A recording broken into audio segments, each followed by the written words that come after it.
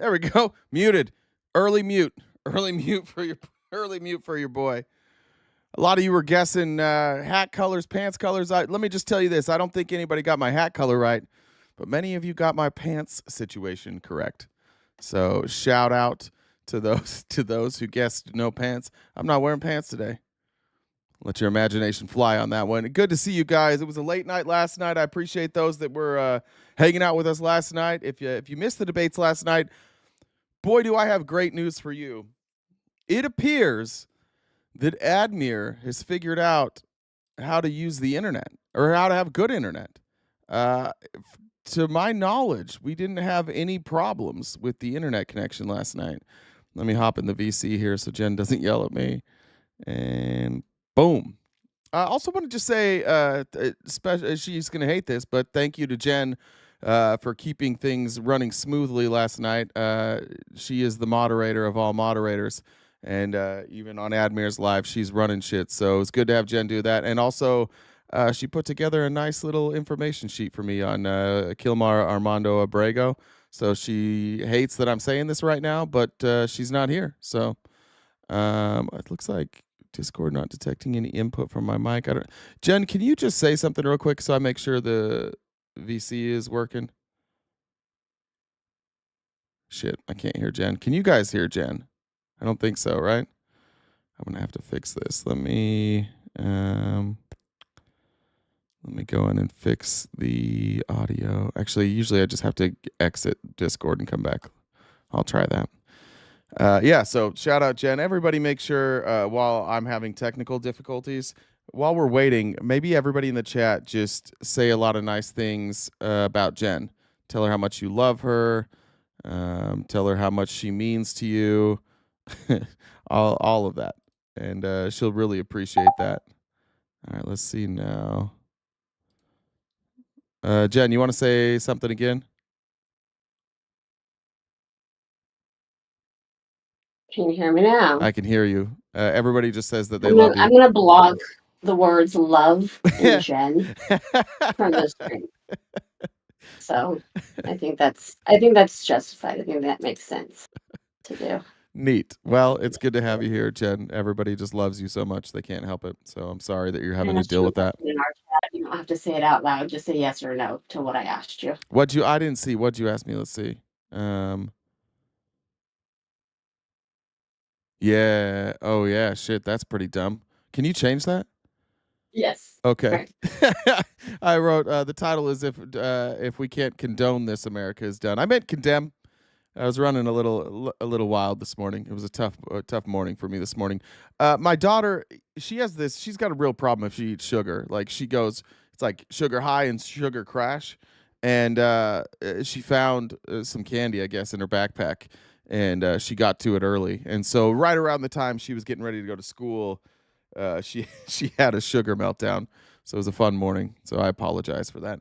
I don't have really anything fun today. I do feel mad. I do feel a little bad. I try and have some levity. This was the best I could come up with. It made me laugh, so it helps. Hopefully, it makes you guys laugh too. This is TikTok user the Black Menaces. They were on Texas A&M campus, and they were just asking people their pronouns, which was going fine. If you ask somebody that's not like in a MAGA hat or not over the age of 40, if you just ask them their pronouns, they're so used to it that they're just like, oh, here's my pronouns. And then if you ask somebody who's a little older, you run into what the Black Menaces ran into here. Question is, what pronouns do you use? He, him. I use he, him pronouns. He, him. Okay. I use she, her. He, him. He/him. He, him. Okay. He and him. Okay. She, her. Him. He, him. Okay. I don't know. I go by he, him. Just they, them. They, them. He, him. Obviously, I use he, him, duh. Perfect. Duh. Yeah, I try not to assume people's pronouns. That's why I ask. I hate that bull crap. Okay, why? Because people do use alternative pronouns. There's male and female. We don't have. There's intersex as well. It's very rare. More intersex people than redheads. Are redheads rare? I'm just being fair. My favorite part is he's bad. right? Because this is kind of what happens with conservatives. Because they sit together and they're like, "Oh, science is unchanging. There's only two genders." And then when they're confronted with something, just seething, just push all that air out of your lungs, there, pal. That'll fix it. This is true honesty. It's biology, man. Yeah, I know Get real. intersex people are biologically true and real. Are they not? Do redhead people not exist? So we only have brunettes. We only have. People think they are something that they're not. It's a mental problem. Is it? It feels like the judgment is more of a mental problem to me. I'm just being true, and I don't like people. This is one. Okay, great. Love thy neighbor. Hits him with the love thy neighbor on the way out. I think that's a solid argument. I think that that what Republicans the flaw in their argument, and I think maybe sometimes we take the bait. In fact, I saw Fox News today is running like what did Pam Bondi say? I could probably find it. Pam Bondi was talking about how now they like want to restore records. They want to restore Riley Gaines' record, which is a solo fifth apparently instead of tied for fifth. And they'll run all this stuff, and it pisses me off. I think it pisses all of us off. I think all of us are triggered by a lack of humanity. But boiling things down right now for Republicans and forcing Republicans to defend certain things, I think is the most important thing we can do. I think conversations like that, when we talk about the Republicans' view on trans people, is if they say it's science, but it's not science, right? So every time, I've never seen a Republican answer when somebody brings up that intersex people exist. I've never heard them answer any other way than, well, that's rare. Okay. So if something's rare, it shouldn't be acknowledged. That's not science, right? Like earthquakes are rare. We talk about earthquakes. Tornadoes are rare. We talk about tornadoes. Tsunamis are rare. We talk about tsunamis. Hawaii, I think, did that volcano go off in Hawaii yet? That's rare. We talk about that. Something being rare isn't anti-science. What I think is really important to remind Republicans consistently of is that what they do is they look at exceptions and they don't want to acknowledge that that exception exists, because then they have to acknowledge that like other exceptions exist. And then they have to acknowledge that their idea that there are only two genders is flawed. It is not scientific. I think that people are doing a good job with this. I think initially some of these issues, as they became issues, it seems like the anti-trans rhetoric. I know it didn't come out of nowhere, because I've heard Republicans talk about it before, but it was something that nobody ever focused on. And when it became a focus, I think our reaction was warranted. Our reaction is we want to stand up and stand in solidarity with our friends who are trans. And so it incites us. We get mad. We get buried in the science. And the reality is, like, I don't know how we ever even had the conversation. I've never figured out how we have the conversation. I know early on when I first started debating on TikTok, and I moved away from that topic. I moved away from the topic of abortion, and I moved away from the topic of like our trans women or our trans men. One, because I didn't have the base, like I didn't have the knowledge, and frankly, I didn't. This might be insensitive. I don't know. I didn't care. I really don't care. I don't care the science behind why somebody feels a certain way, like when it comes to their rights. I'm just okay with those people having rights. And I think that I got a message from another creator this morning. I won't mention them because I didn't say I was going to tell this story, but they just asked me just my opinion on, or actually I think they had saw the debate last night and they wanted a source of where I had got some of this information. And lucky for me, I have Jen, so I had the source for them. I sent them the source. And I said, I think this was kind of a dick move by me, honestly. I think it was kind of arrogant, and I feel a little silly about it. But I wanted to just like throw in there say like I think that we should force Republicans to defend the cruelty of their actions and not the legality of their actions, right? Because anything can become legal. We've had horrific things be legal in this country many, many times. I want Republicans to tell me why morally they support these actions. And that's what I liked about that last clip. Just telling somebody like, oh, okay, so if intersex people are a small population, then we should just ignore them completely, right? We should pretend they don't exist. so that other people can identify. And I do think that we're seeing a unification of the left. And interestingly enough, it's not a unification of Democrats. Like, the Democrats are getting no benefit from this. Their approval ratings are at all-time lows. Like, nobody. I don't think you could find a person in this country who's like, I really like Chuck Schumer. Chuck Schumer's my guy. I really like Nancy Pelosi. I don't think those people, and if they do exist, I guess I would ask them a question: what makes you love those people? But I do think that, and even in our debates last night, were we not unified in our debate last night? Which person? Maybe one person we couldn't get to concede that morally this was abysmal. That just like from a human aspect, what we're doing is not right and it's not okay. I think that this is. I think it's a winning message, but not like not electorally. We're years away from that. But the more people push back, and the more Republicans are forced to defend the cruelty, the more brazen and evil this administration looks. And that's what it looks like. I mean, we are in that. I don't remember which Harry Potter book it is, but the time when the Ministry of Magic just like capitulates and they start going after all the good guys in Harry Potter. Like, that's kind of where we're at now.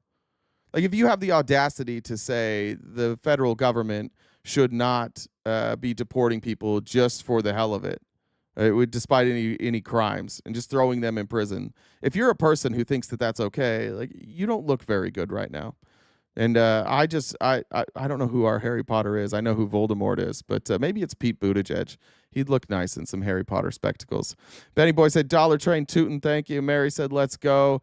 AG Tech TX lady said, join the Dollar Train. I appreciate that. That's a good reminder. We are crowd-funded here, so we rely on the generosity of those who view us to make ends meet around here. Katrina said, missed you.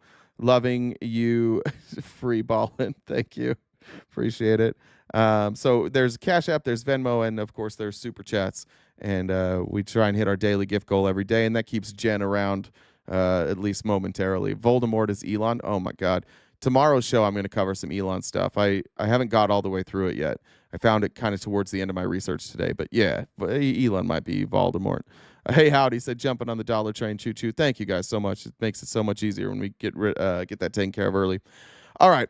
This is Michael Kratsios, I think is how you say his name. He is the White House Office of Science and Technology Policy Director, which is a wild thing to be under the Trump administration. You're in charge of science, and then it's never a scientist. I don't know what his credentials are. But he said some interesting things here. Now, this administration is saying that they're going to make advancements in science. Mostly, they're just like repeating stuff that has already been done through the Chips and Science Act. But here he is yesterday, and then he says something kind of alarming here. And I don't know enough about it, so maybe you guys do. Our passenger planes are slower than they used to be. Our trains crawl compared to those in other parts of the world.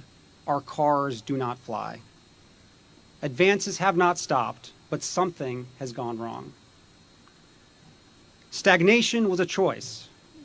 We have weighed down our builders and innovators. The well-intentioned regulatory regime of the 1970s became an ever-tightening ratchet, first hampering America's ability to become a net energy exporter and then making it harder and harder to build. We seem to have lost focus and vision, to have lowered our sights and let systems and structures and bureaucracies muddle us along. But we are capable of so much more. Before he gets to the we're capable of so much more, this is the spin that all of them are doing right now. I'm going to show you a little bit later Sean Duffy. What they're saying right now is they recognize that China is just beating our ass.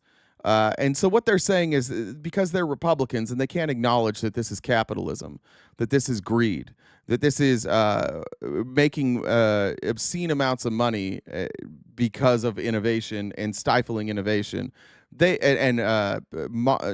Monopolies forming and buying up small innovative companies and not allowing companies to grow. That's actually what's caused our problem here in the United States. Like our lack of control, our lack of structure that makes it so that people are incentivized to make new and exciting products. That's gone. And what they say, it's a regulatory framework. Well, China has a really strict regulatory framework.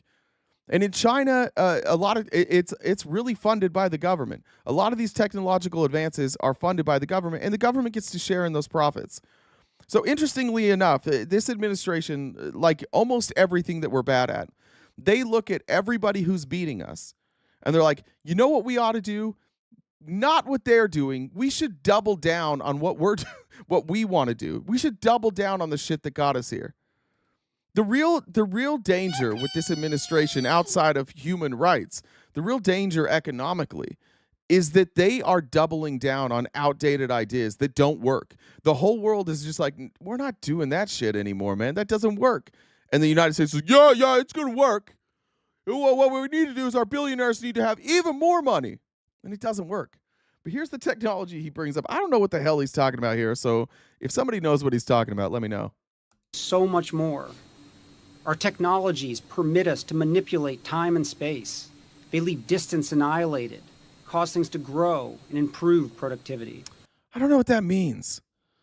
Can somebody help me? What does that mean that we have technology that can manipulate time and space? Does somebody know what that means? That was alarming to me. That's the only reason I showed this clip, really. The fact that you want us to follow China's lead fits. Yeah, I want us to be better, and I want us to have healthcare, and I want people to be happy. The people in China right now seem a hell of a lot happier than us. They seem to be in a much better position than us. We're going to cover it today. Like, it's crazy. I think that some conservatives, you guys are so used to China being the enemy that you're so easily manipulated. Oh, if China's doing it, we should do the opposite. I don't think so. I think China's teaching us some lessons right now. And I'm going to go back in time a little bit today to show like 7 years ago when Trump was in office, and you had all these people predicting like China's going to pass us. China's going to pass us. And what do? We didn't do what China did. And what China did allowed them to move past us and move away from us. Like they don't even have to rely on us anymore. I think we're 2% of their economy at this point. Maybe they're doing something right. Video looks so old, or it's him. I don't know. It's not old. Our passenger. All right. I mean, think about that, though. Think about you saying, like, oh, if China does it, we should do the opposite. So anything China does well, we should just do the opposite. I think that's a pretty good glimpse into what the fuck is wrong with our country. People are so ideological. They are so set with an agenda, an ideology, a thought process that when somebody else does something better than us, we can't accept it. We're just like, oh, we can't do that. We can't go down that road because that's China. China's the bad guys. Anyways, if anybody knows what that means, send me a DM. I want to know what technology is able to manipulate time and space. I'm not even saying they're wrong. I don't know what that means. General David Allen, who's the Air Force Chief of Staff, is putting up propaganda videos, but this is a weird time to put this video up. Along with this video, he about the nuclear triad, he said the quote, "If deterrence fails, we won't." That's a bit ominous. If deterrence fails, we won't. Deterrence is what we're doing right now. Things seem to be escalating. And so putting that quote up saying deterrence is what we're doing now, but more is to come if this doesn't work. And then putting up this video makes me a little nervous. A flux capacitor, says Berserker.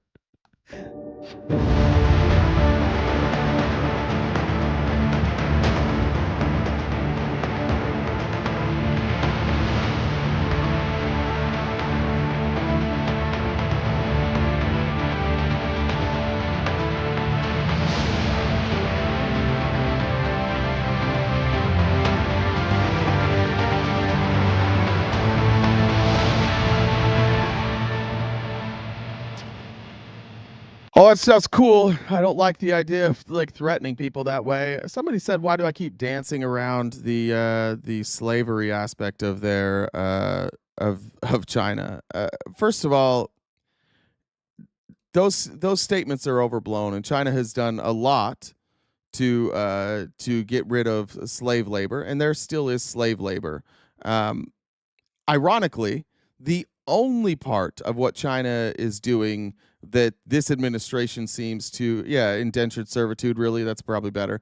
Ironically, the only thing that Trump seems to be learning from China is that we should do indentured servitude. That's the only part of what China's doing that this administration really, really likes. So, like, let's lock up more people. Let's send them to El Salvador, and then we're gonna rent these people out. We're gonna do that part. Ironically, that's the only part that this administration seems to like. So I don't know, like maybe you should talk about it more.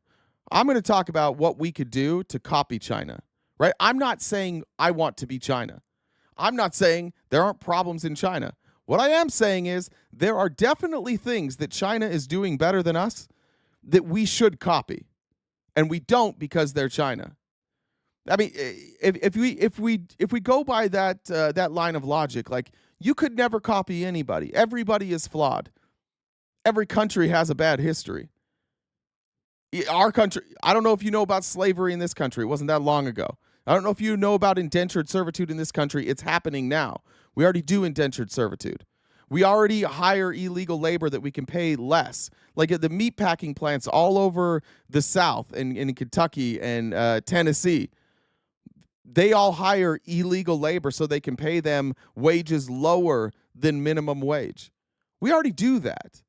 Like, you cannot point the finger at China while we're doing the same thing and be like, oh, well, we're not going to copy any of the other things in China but because we're doing the same thing. I think that's silly. Iceland hops on the dollar train. Hey, Howdy jumped on the dollar train. Humby says, let's go, Hat Boy, choo choo. Thank you guys so much. I'll update those here in a minute. Sorry, guys. My voice might not make it today after staying up last night. Yeah, we already have prison labor. It's a good point. All right. This is just this is just scary. What I want to point out a couple of things. One, I'm going to show Rachel Maddow. And so Republicans, while you're here, go ahead, get this out real quick.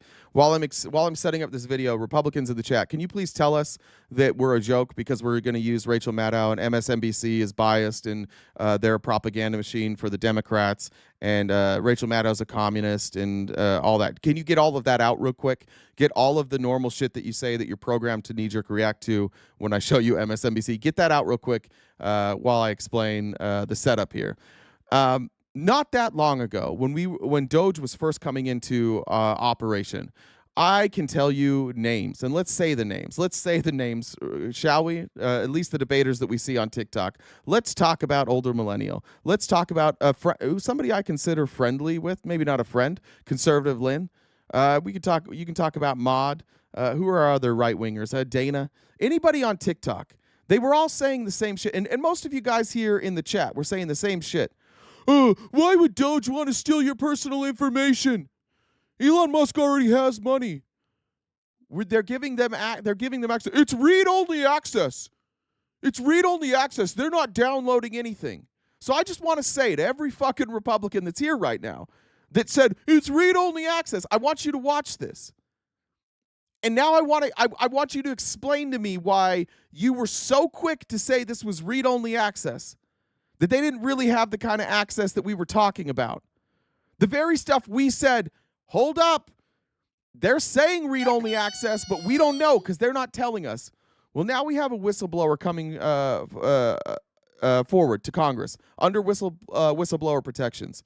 This is somebody who works in IT for the National Labor Relations Board, and he spotted some activity by Doge. There's only one explanation for it. Let's not dance around it. There's one explanation and one explanation only. They took the data. They copied the data. The read-only access that they claim that they had is bullshit. They took the data, they copied it. I don't know what their plan with it. I have some theories. But it's time. You guys need to apologize, I think. I think all the Republicans here owe us an apology and maybe a little bit of reflection today on why you were so willing to go out and repeat the administration line that, it's read-only access. Here's Rachel Maddow on this is a trimmed part of the segment, but you can watch this. I think it's a 20-minute segment or maybe 10-minute segment. Also, you can read from NPR. They're the ones that broke the story. Government to hurt people as much as they can. So, for example, it turns out they were messing with all Thanks, Lenora. the information on international students in a government database so they could target individual international students to snatch them off the street and arrest them and throw them in immigration prisons. Turns out they were messing with sensitive systems inside the IRS and the Treasury, at least in part, so they could use that data to go after immigrants as well. Turns out they were messing with sensitive systems inside the Social Security Administration because they have taught themselves that one way you can really destroy people's lives in this country is if you take the names of living people and declare them dead. We've now got a brand new set of allegations that we've never encountered before, thanks to a whistleblower in IT who has the technical skills to actually see what they're doing and who has Thanks, Chris. now come forward to Congress and to the Office of Special Counsel, which protects whistleblowers. He has come forward to explain something else that he believes these guys are doing that we didn't know before. NPR was first to break this story today. Reporter Jenna McLaughlin. It's wild to see Republicans. It's okay for the rest of the government to have access, but not Doge, huh? Explain what you're. They're not the government. That's the fucking point. And it's not that they had access to it; it's that they copied it. And now, where is that data? One of the people in Doge got fired for stealing and selling data from the company he worked with. Yeah, they're selling your data. They're making money off your data. We don't care because we just bend over. We don't care what Doge does. They can have everything. Do you want my wife? Do you want my... Just kidding. You guys don't have wives. Publishing a more than 7,000 word piece citing more than 30 sources. But the core of the story is based on a whistleblower disclosure from an IT staffer at the National Labor Relations Board named Daniel Barulis. And last month, Mr. Barulis says that Doge staffers arrived at the headquarters of the National Labor Relations Board. He can't be positive they were from Doge, but whoever they were, he says they accessed National Labor Relations Board data systems for about a week, and then they deleted the accounts they had created in order to work in those systems. Now, what's in those systems? Well, National Labor Relations Board has a lot of internal data that's really sensitive. The point of that agency is they adjudicate labor complaints at various companies. So their internal systems include a lot of really sensitive proprietary data about U.S. companies and about their employees and about unions and about whistleblowers. It includes really sensitive stuff like witness testimony and legal information about ongoing cases. He believes Doge staffers took steps to make sure that whatever they did while they were inside the systems at the agency was not logged. Why'd we do that? Why are they hiding their activity from the logs? I don't know. You guys can be mad at me all you want. I don't know why you think like, oh, I love it when I love it when Doge lies to us and they tell us they're not doing something and then they do it and then they cover their tracks. I love that. I hate. In fact, I hate it when people tell me the truth. I only want people to lie to me. So in the internal data systems of the agency, there were no traceable records of what they did inside the system because they configured their access to the system in ways that they could either manually or automatically remove traces of what they had done. But while they were in there, Mr. Barulis says there was a large exfiltration of data, almost all text files. To give you a sense of how unusual this was. All right, now explain this. This is the data this is the data that is downloaded. What the fuck is this? It's just business as usual. Why are you so nervous that a government agency has access to another government agency? Why can't you listen? Nobody's saying that. What's this download right here? This is what's normal. Even some spikes right in there. What the fuck is this? What is that? It's normal. Lots of people download all the information and take it home with them. It's normal. If you are mad about this, you don't love America. God damn, man. Like, stand up for yourselves. Have a little pride. Stop letting this shit happen to you. What is this? Before we go on, Republicans, what is it? What's this? Any idea? You're using the worst liar at CNN. It's MSNBC, dumbass. Get it right. What is it? It's just normal. It's a freedom spike. Give me.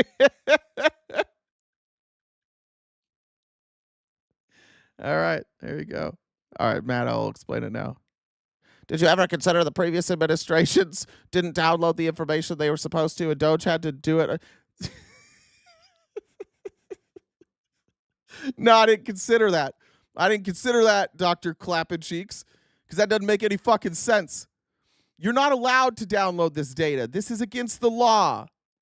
What are we doing? They were supposed to have read-only access. Please, Clappin' Cheeks, did you ever consider that they were lying to you? If they lied about their level of access, why? Why'd they lie about their level of access? There's nothing they can do that you guys won't defend. It's wild. I just want to know, why did your administration, why did Doge, why did all of you show up on this live and be like, it was read-only access. Duh. You guys are always hyperventilating. They're not gonna take it. They don't even want your information. oh, bitch, they took it. So you can still poo-poo it all you want, but why did you guys lie? Why'd you let yourself be lied to? And why are you mad at me? Why are you mad at Rachel Maddow? We're just pointing out that they lied to all of you. Well, we don't care, though. We're just trying to have Elon's babies. Was for the agency. This screenshot from Mr. Baroulis's disclosure shows that large spike in outbound traffic leaving the agency and how unusual it was compared to normal activity on their systems. He says the logs that should have shown what that was just attributed that large exfiltration of data to a deleted account. And he says the location where the data went had been obscured. There was no listing as to transparency, right? That's what we're doing, and that's what Doge is doing. Nobody is as transparent as Doge. We delete the username and we delete any activity. And you tried to hide it. You tried to hide it from the logs too. Unfortunately, for the folks at Doge, despite them saying they're the most brilliant people in the country, the people that work at NLRB and IT are just better. To where the data went. Mr. Baroulis then found that while these people were inside the system, they had disabled the core security systems that keep the agency's systems and data secure and private. Oh, that's good. Yeah, that's good. Guys, it's good. We have to get rid of those firewalls. We have to make sure that there's no security on our data. That's important. Because how will we know if it's secure if nobody steals it? You got to get rid of all that. You got to deactivate all that shit. All right. Had disabled controls that would prevent insecure or unauthorized mobile devices from logging onto the system without the proper security settings. There was an interface exposed to the public internet, potentially allowing malicious actors access to the NLRB's systems. Internal alerting and monitoring systems were found to be manually turned off, and multi-factor authentication was disabled. Yeah, dude, all that shit is we got to go back to the days. No codes on phones, no thumbprints, no eye scan. Everybody's phone, everybody's information should be unlocked. Where's the people that were like, if somebody breaks into your home, do you just keep them there? Why do you have locks on your doors? Yeah, why do we protect our data? They just undo it all? Do you know how many people minute by minute are trying to hack the federal government? It is 24/7, 365. People are trying to hack into these systems. Even a momentary lapse, even a couple minutes of taking security down not only exposes it for Doge, but for anybody else who's hacking. Potentially, we have a scenario here where that's not even all Doge. Potentially, that's a bunch of other people that we just let in. Potentially. And did we vet any of these Doge employees? Did we vet them for foreign ties? Did we vet them for who's paying them? No, we didn't. We bypassed all that. Remember how Trump was like, we don't have time to do that. We're going to bypass all of these security checks. So we have unvetted members of Doge going in, breaking our security, downloading information that they weren't supposed to get access to.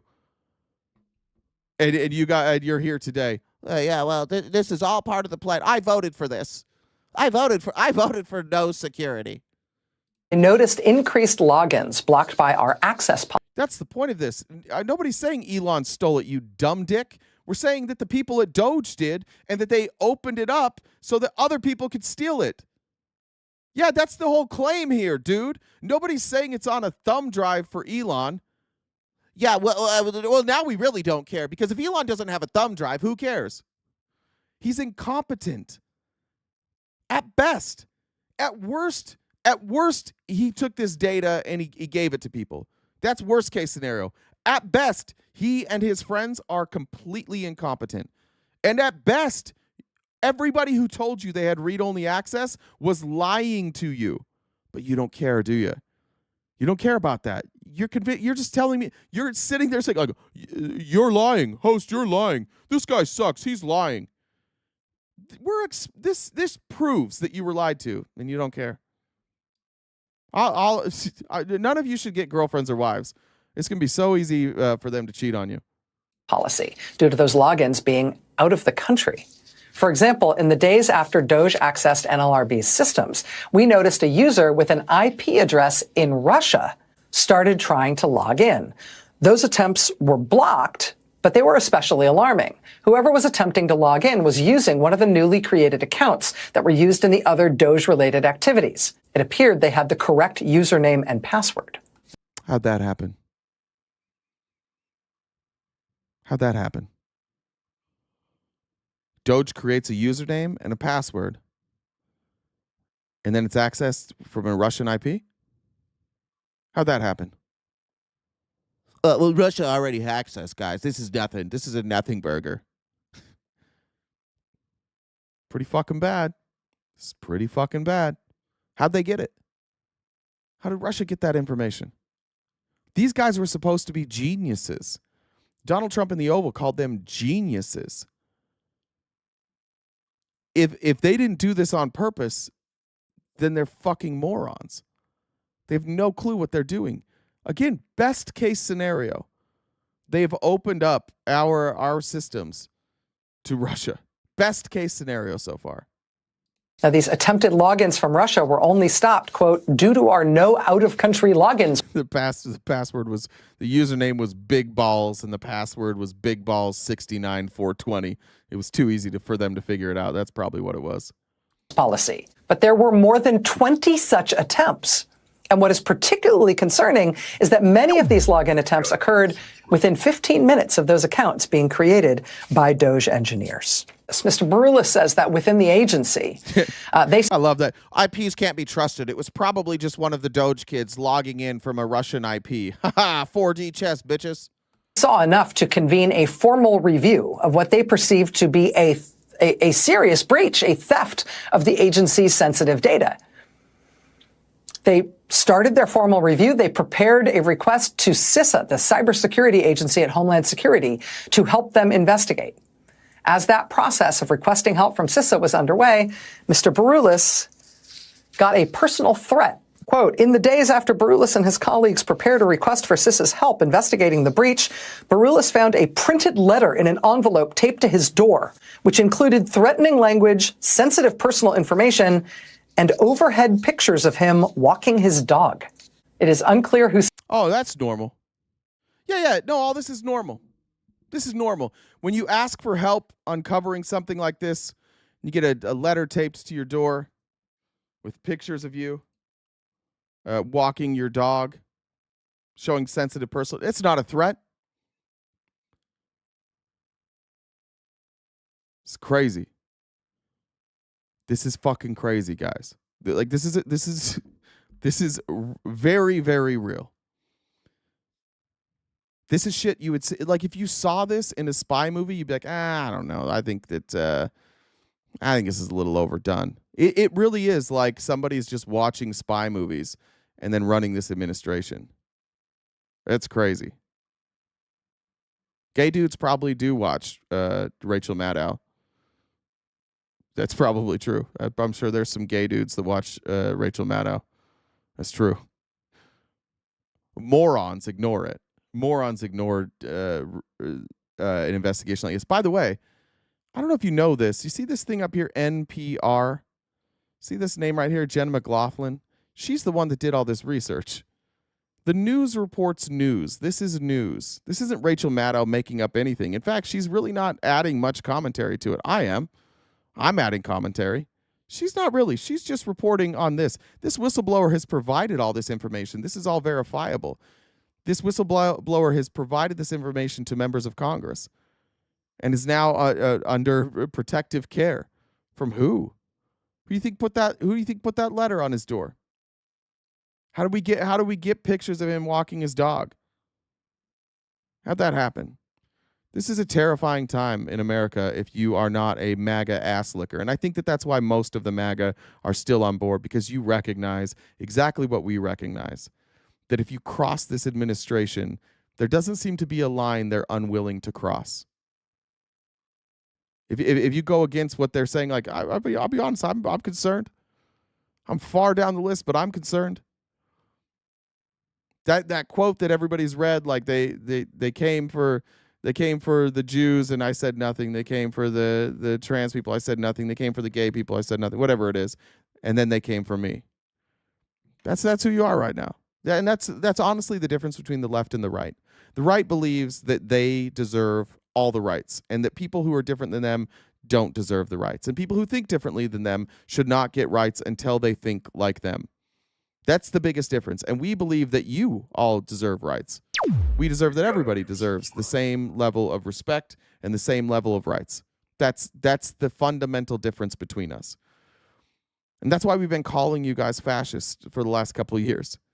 Because the guy that you voted for is a fascist and is doing fascism right now, and you're okay with it. Why? Because it's your beliefs.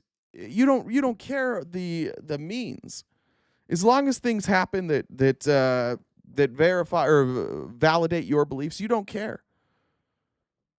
None of this bothers any of you. I honestly am shocked. I thought there would be some Republicans here that would see this and be like, uh-oh. And I think, frankly, I don't think any of you in a conversation one-on-one would act like you act in the chat. And I think that's why you stay in the chat. Just a reminder, anybody in the chat is welcome to come up and discuss these ideas. You just add GenDub1 on Discord, and we'll bring you in. But I don't think you can defend this, and I don't think you want to defend this. I think you're just uncomfortable right now. And you're uncomfortable every day, and that's why the spiral seems to be what it is that every single day you guys are confronted with really uncomfortable information that you don't have answers for. And so you're only left with really two options: accept it and acknowledge that maybe these people aren't who you think they were, or just lash out at me. And I see many of you are choosing to lash out at me, and that's fine. I'm here for that. Jamar says, what's rare is MAGA having brain cells. It is rare. It is a rare thing.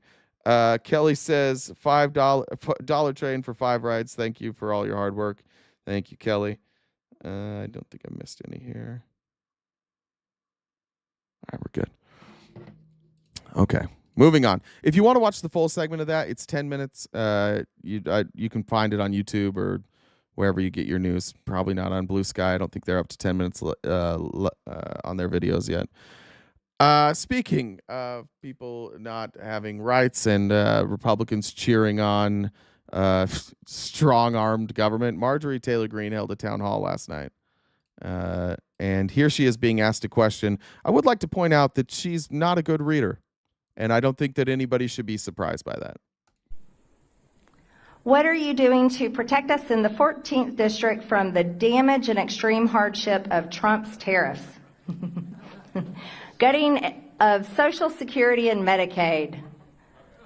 Wow. Doge gutting our government with a chainsaw approach and the utter destruction and ignoring of our Constitution and rule of law. He is not well physically or mentally, and he's making nonsensical orders based on his whim of the day. How are you going to rein him in to protect us? Oh, poor Christina. Poor Christina. Well, okay, valid questions. Now, Marjorie, who is an elected leader and a C+ reader, is she going to answer any of those questions? This is a person that's in Congress. These are fair questions. What are you going to do to make sure that nobody can take our Social Security? What are you going to do to protect us against a government who says no to courts? Marjorie can answer that question. She could say, you know what? I promise never to vote for a bill that cuts Social Security or Medicare or Medicaid. And she could just say it kindly. But instead, because she like all MAGA, are just thin-skinned little bitches, she decides to go on the attack. How dare you ask me questions? Oh, poor Christina. Poor Christina. Well, I'm sure, Christina, you think that you're pretty smart. But the reality is you are being completely brainwashed by whatever source of news you listen to. The facts are... That's the answer? Well, poor you. You think you're smart, but you're brainwashed. Can you just answer the question, please? I don't answer questions that are negative towards me. Just answer the question. It's your job. God damn, we're soft in America. Our elected leaders are fucking soft. Answer a fucking hard question. Just answer it. You got to attack your constituent? You're brainwashed. She wants to know what you're doing to protect us. That's it. That's a fair question. Answer this. No one has lost their Social Security. Not true. No one has lost their benefits. Not true. Now she's going to... Not true. Lots of people have. Criminals have lost it. Yes. What about people who were marked dead that committed no crime? What about those people? What about the people that were marked dead? They lost their benefits. Were they criminals? No, they lost their benefits. Fraudsters have lost it. Yes. What about the people who are trying to apply for Social Security, but the website crashes every 12 seconds, and they don't live near an office for Social Security, and they don't have transportation? The very fact that like you have to go through this application process for Social Security is a little bit crazy, if we're being honest. You pay into it. Why don't the payments just start? They know your birthday. They know the day that you're turning, what is it, 67 now? The very fact that this process exists in such a convoluted way is more, which, by the way, by design by people in our government that want to steal from Social Security and not pay out. That's all by design. They can't increase funding for Social Security because Republicans believe only in tax cuts. So now they have to come up with excuses. This is a lie. And what is she doing to protect it? What's she saying? I'm doing nothing. And illegal aliens have lost it. Yep. And if you want to defend those people where you hate our country and you hate America. Oh, yeah, that's it. We just fucking hate America. We ask questions about our Social Security that we will rely on because we hate America. She's sick. MAGA is sick. And they're so fragile. Just every time you ask a MAGA a question, it's like you just killed their puppy. What? I can't believe you would ask me a question. I just follow dear leader. I am going to stand by my president. I am going to support I forgot that was it. I swear to God. I didn't plan that. I swear to God. I forgot that was the next thing she said right there. Is this fucking North Korea? I don't like questions. I do what the president says. Marge, you're brainwashed. You don't know what you're talking. Nobody's losing their benefits. I love Trump. That's fucking weird, guys. That's weird. This is weird. Other countries are mocking us relentlessly for our fealty to Donald Trump. Did you see that cabinet meeting the other day where every single person in the cabinet, like, they went around the room and they're like, everything is wonderful and everything will be great because of you. Every single person in the cabinet. Every fucking one of them. You are great, dear leader. You are wonderful, dear leader. We only respond to you, dear leader. I think maybe tomorrow what I'm going to do, Jen, remind me if I forget this tomorrow. I think I'm just going to play clips of people in cults. And I'm going to compare them to clips of MAGA. And you tell me if you can spot the difference. That's what we're doing tomorrow. My president. I am going to support my president. and I'm going to fight for his agenda with everything I have in Congress. And that's what I'm going to do for the 14th District, because I know for a fact you are going to have more money in your pocket, you're going to have more jobs available, you're going to have a stronger economy, and you're going to have safe cities and communities to live in, and you'll be safe from terrorists, cartels, and criminals. Trump will solve everything. I support Donald Trump, and the only safety is through Donald Trump. Bro, get a grip, MAGA. This is embarrassing. You should be embarrassed by this. I don't know why. I know you guys don't like me, but come on. You're really going to sit back and act like this is fucking normal? Can we have a real conversation right now? We're really going to pretend this is normal? To not answer questions and then just pledge their allegiance to Donald Trump? We're really going to sit here and pretend this isn't absolutely insane? And God bless President Trump for that. God bless him. Oh, God, yeah. And then back to it. So proud of herself. So smug. She got that dumbass smile on her face. And the crowd goes wild. Nobody gives a fuck about her, by the way. Nobody cheered for her until she started mentioning Trump's name. You guys are in a goddamn cult. And that's why when you do awful things, when you deport people who shouldn't be deported, when you throw people in jail, when you beat up protesters, you celebrate it. I'll show you what's happening. Marjorie Trailer Green, excuse me. She comes out to, for some reason, thunderstruck. Somebody boos. This psycho. Look at that face. Shut up! He just screams, shut up.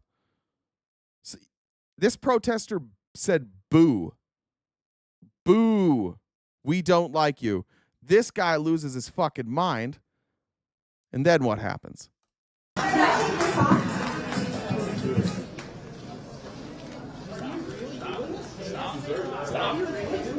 Stop. Really?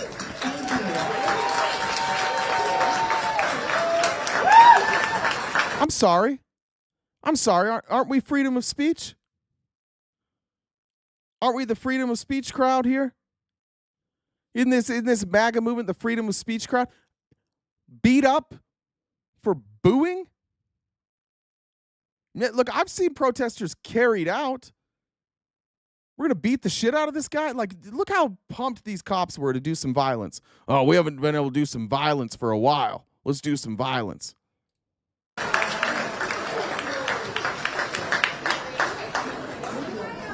They are the party of violence. They are Bro, what?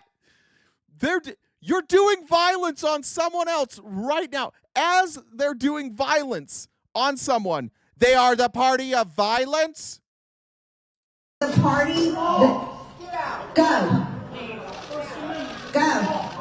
First Amendment. Go. Free speech. First Amendment. Free speech. She's shutting down free speech. Go. Go. Go. The entitlement of this stupid fucking asshole right here. And I say stupid not in a way like to be insulting. I just mean she's stupid. And she's an asshole. And she's arrogant. And the people of Georgia should be absolutely ashamed that they put up a scumbag piece of shit like this and they allow her to do it. They're advocating violence against speech and they're celebrating it. By the way, I was at a Kamala rally, the only political rally I've been since the Romney rallies. The only one I've ever been to. And there were hecklers. And Kamala stopped and listened to them and said, go ahead, get it out. And by the way, I'm going to send up a representative from my office, and they'll give you my contact information. We'll call. If you are going to keep interrupting, we'll have to escort you out. And they showed up, and the police escorted them out. I understand that that they don't want protesters interrupting the whole time. I get that. But to beat them, it's so important that we hear Marjorie Taylor Greene publicly fillet Donald Trump. It's so important that we hear that you have to beat them now. You can't delay the meeting a little bit. This is not the party of free speech. They're beating the shit out of protesters for using their free speech in a public setting at a public town hall. And you're seeing this across the board with the Republicans. Across the board. We've seen it at city council meetings. We've seen it at these town halls. They are actively suppressing free speech. When somebody earlier was begging me to define fascism, and I can do it if you'll come up. I'll be happy to define fascism if you come up, and we'll go through the tenets of fascism. But one of the tenets of fascism is beating the fuck out of people for using free speech. That's one of the tenets.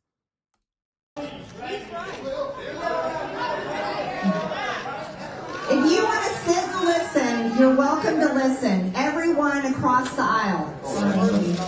Rewind that.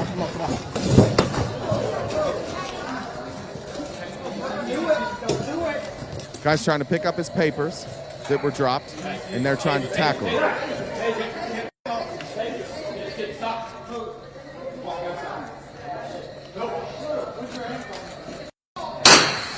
Taser.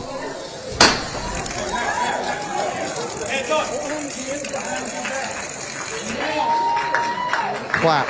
Applause. Yay! We just tased somebody.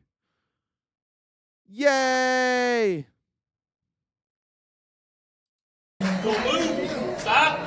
This is a peaceful town hall. Now, this is a peaceful town hall. 3 protesters have been beaten and one guy just got tased. This is peaceful. What is she doing? Jedi fucking mind tricks now? You are not seeing what you're seeing. This is peaceful. Nobody's being hurt. This is all fine. This is all normal.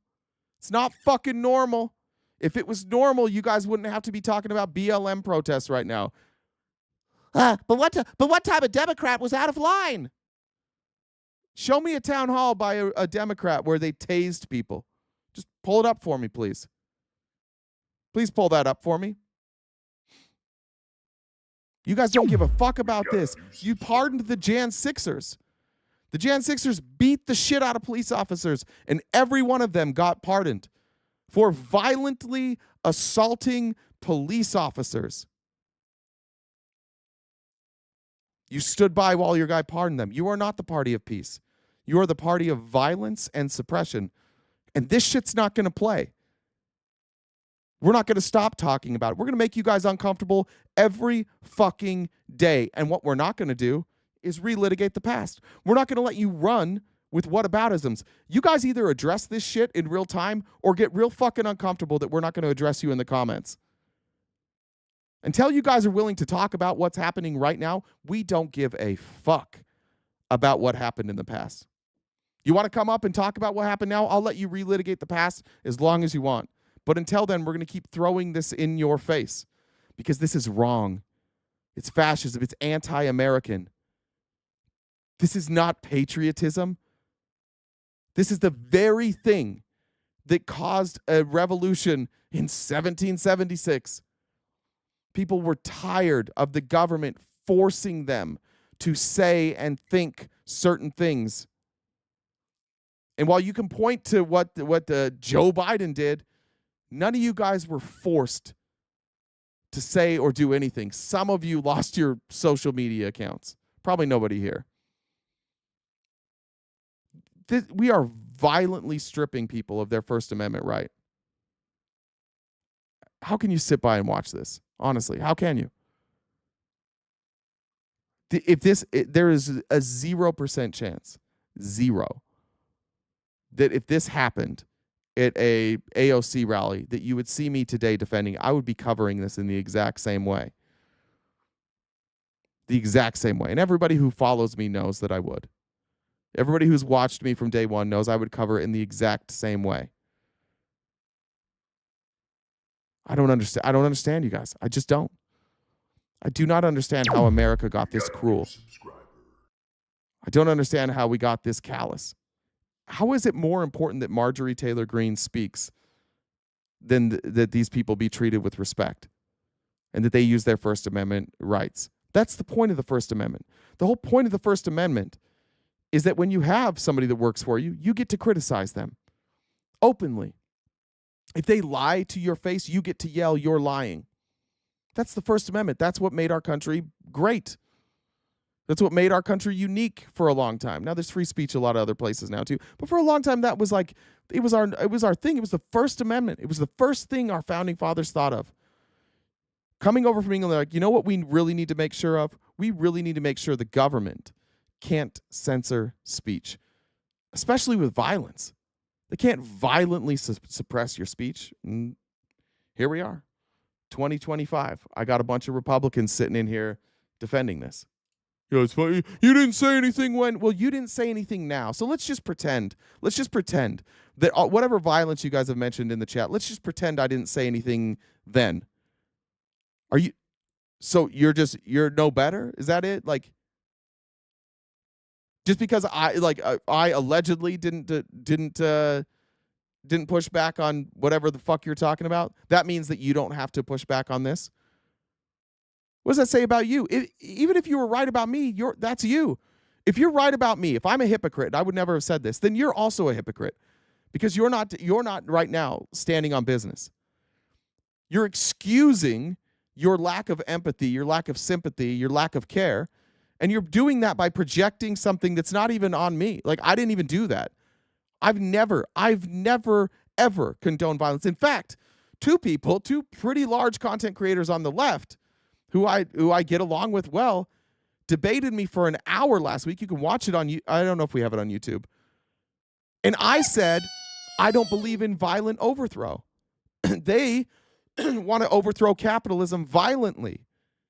And for an hour, I stood there against other leftists and said, I don't believe in violence. I do not believe in a violent overthrow. I believe in peace at all costs. I will choose peace over like regular order all day long. I'm not a violent person. The people that are in here that were on my side, there are people on the left that don't like me or don't like my opinion. I'll say that because I don't want to say I think that I'm friends with both those people. But there are people who don't like my opinion because I am nonviolent. And I believe in free speech. I believe in it absolutely. I believe it so much that I think that if you say mean things about Jewish people and you're not targeting them, you're not harassing them, you can do that. You can say things that I don't like. You can say things that I think are gross. You have every right to do it, as long as it's not causing harm. And who was harmed in that scenario? Was Marjorie Taylor Greene harmed? No. Were the people in the audience that were there to support her harmed? No. A few people were mildly inconvenienced by protesters, and so naturally, the response from the right is beat the fuck out of them. And she got that from Trump. When I was leaving the party, it was because I was watching shit. When I was leaving if you don't know, I was a Republican. When I was leaving the Republican Party, part of it was when people would protest at Trump rallies, he would tell the cops to beat the fuck out of them. Say, oh, if it wasn't you, I'd beat him myself. And that's when I was like, oh God. Oh no. And nobody got mad. Nobody on your side got mad. I was just like, uh-oh. Uh-oh. I didn't know all these people that I was working with. I didn't know all these people who claimed to share my values. I didn't know you guys wanted to suppress free speech with violence. I didn't know that. When I was a Republican, I thought we advocated for free speech. But it turns out free speech only works when you want to drop slurs or when you want to attack trans people. Free speech isn't absolute on your side. We are locking up people right now in this country for free speech. Stop pretending. I don't know how you can. I have no fucking clue. I was in your party for years. I don't know what happened to you guys. I don't know how you became this way. You've abandoned everything that you claim you stood for. You've abandoned Jesus. Good Lord, you've abandoned Christianity. The only part of Christianity that you guys still hold on to is the part where you get to yell at people who are different than you. The idea that accumulating massive amounts of wealth is a bad thing? Oh, fuck that. No, fuck that. We're going to get wealth. We're going to accumulate lots of money. I don't care that Jesus said that makes it impossible to get into heaven. I'm going to ignore that. Turn the other cheek? Oh, fuck no. Fuck no, we're not turning the other cheek.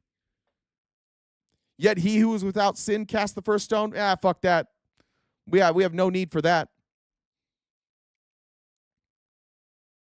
What the fuck happened to you guys?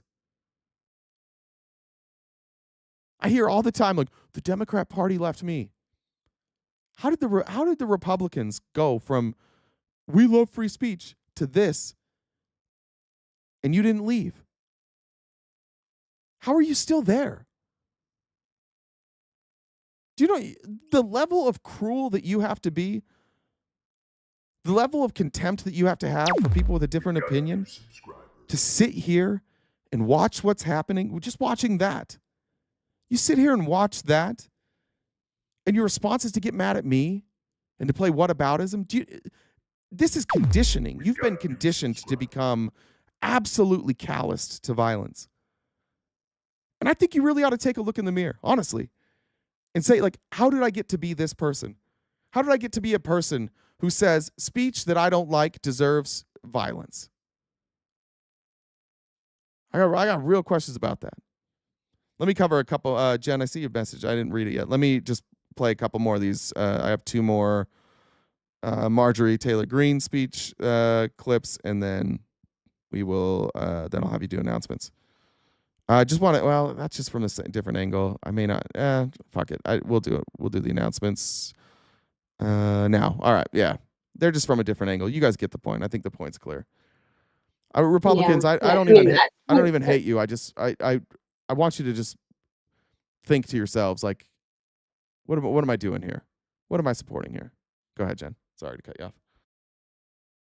People are big mad. So I have something funny. Do you want to hear about it first, or do you want me to after I do the announcements? Do the announcements first. Okay. All right. So I see we've got what it looks like 668 people on YouTube, about 130 on Twitch. If you look in the top left-hand corner, you can see the remaining balance of our gift goal. If we all sent in $1 or so, we'd knock out that goal in no time at all. So if you guys could help us out with that, Venmo, Cash App, PayPal, Super Chats, I'll go towards knocking out the rest of that gift goal. If you guys want to talk to RTB, if you want to prove me wrong, how you do that is you message me on Discord. My Discord username is the same as the Venmo. So it's Jen Jenn dub DUBB, the number 1. And I can get you on to talk to Jay in real time. You don't have to cry in comments. So that's how you do that. Discord's free too, because I saw other people making different comments. Discord is a free app. It doesn't cost any money to download Discord. So it won't cost you anything to go on that way. What else do we got? So if you haven't already subscribed to us on Twitch, you can do so with your Amazon Prime sub. You can do it also on YouTube. Please also like the stream. We appreciate that. We have 4 different memberships as well on YouTube. If you could also check out our link tree, we're on most social media platforms, and we've got some different merchandise. So earlier this morning, I got this message from Admir. I get this screenshot. I'm just sending it to you now.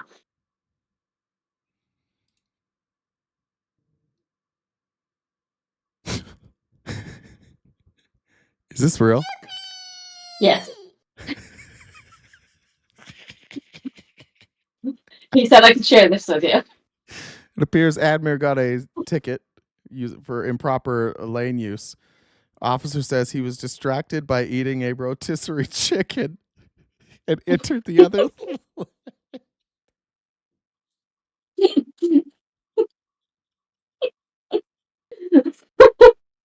There's no fucking way this is real. This is real. So here's my DM conversation with him this morning. I just sent it.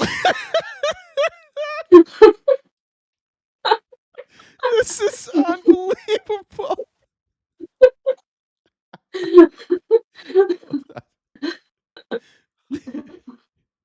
Let's see. How do I scroll over? Shut the fuck. God damn it. Can I show Jay your ticket? Yes, this is so funny. I can't believe it. Were you driving like this? You gotta be fucking kidding me. I died. I'm like, this can't be real.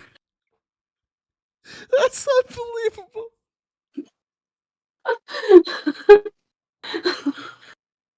And for you guys who aren't aware, Admir Jay does does lives of Admir on Tuesdays, and he is always eating something. And yesterday he was eating an entire rotisserie chicken while the live was going on, and he got a ticket. That's unreal. That's unreal. So thank you for that. It was funny. So 4 links. So if you guys help us knock out that rest of that gift goal, like I mentioned, Venmo, Cash App, PayPal, Super Chats, Discord. If you want to talk to RTP, my Discord username is the same as the Venmo. And how big is the zebra? I wasn't listening. Sorry. What'd you say? How big is a zebra? A zebra? Mm-hmm. Big. Pretty big. A zebra is a couple sizes bigger than an A cup. Stupid. That's stupid. All right. Well, Tanya, it looks like you have to be convinced to come up here. Let me tell you, you can go watch 2.5 hours of debates last night. I don't think I insulted a single person. You want to come up here? Come up here.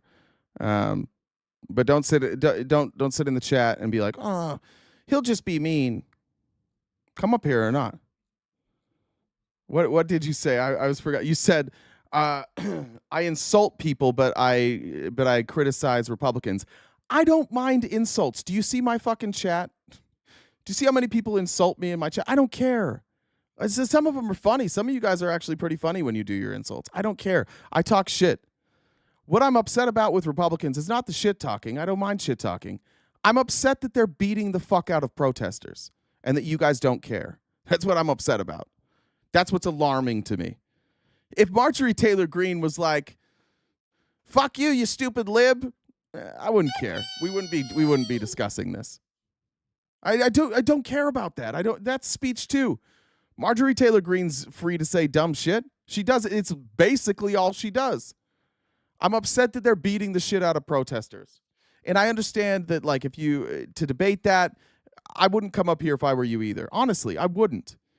Because we're not going to talk about insults. We're going to talk about beating the shit out of protesters. And you're going to have to figure out a way to explain how silencing free speech by beating the shit out of protesters is a good thing.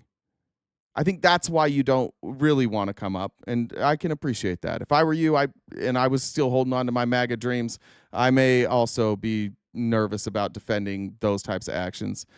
Bree said, just popping in here to say I miss you all. And I still want to hit. Welcome back, Bree. Jack said, I prefer to be alone with my rotisserie chickens. I think Admir does too. You don't want to see what Admir does to those rotisserie chickens. Now, Melissa, thanks for joining the dollar train. That made my whole day. That made my day so much better. All right. I don't remember what this is. This is a bad headline. I don't even remember what this one is. All right, so here's Chuck Grassley. This is, what's this guy's name? Baez? Brian Baez. Does a good job. I couldn't find the original clip here, and he seems to have fixed the audio, so it sounds a little better. Here was Chuck Grassley in Iowa getting confronted about Trump's unwillingness to listen to the Supreme Court. Amy Lynch, did Adler eat the chicken after he devoured half a jar of peanut butter? I couldn't watch it all. Last night he was eating large spoonfuls. Was he really? I didn't know he was watching or eating large spoonfuls of peanut butter. Dude's getting his protein in. All right, here we go. Never in a million years would I have ever thought that in Republican-ass Iowa, I would have heard something like this. You're gonna bring that guy back from El Salvador? Yeah. Supreme Court said to bring him back. Trump don't care.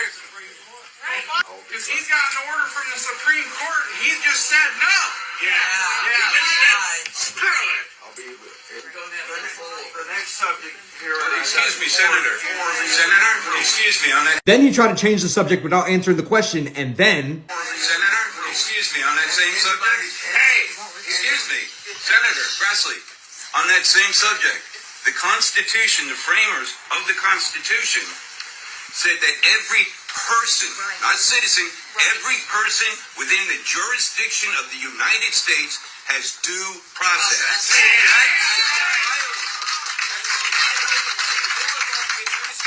And we would like to know what you, as the people, the Congress, who are supposed to rein in this dictator, what are you going to do about it? These people have been sentenced to life imprisonment in a foreign country with no due process. Our government cannot do anything. Why won't you do your job, Senator? Yes. Why? Obey the Supreme Court. Trump's not obeying the Supreme Court. He just ignores them. Yeah, screw it. Yeah. These are all good questions. By the way, George Soros seems to be investing heavily in denim now. The question that he asked there is the fair question. Like, what are you going to do? You can't do anything about this? You can't do anything? That's your job. Your job is to provide checks and balances. Here's Mike Johnson. I don't have this on the outline. I just forgot this video existed. Here's Mike Johnson saying exactly what they're going to do. Mr. Speaker. Not sure yet. But, Mr. Speaker, there's a push by some of your members to give Congress a say. Don Bacon has a bill to give Congress a say and review the tariffs. Why not give Congress the opportunity to have it be a check on the president? Congress will weigh in on it, but with the president, with the administration in tandem, and I think you got to give the president the latitude. Okay, that's regarding tariffs. Now, let me show you what he said yesterday, if I can find this real quick. Here's what he said he's planning on doing with the courts. Let's see if I can find this. I don't know why I didn't add this to the outline.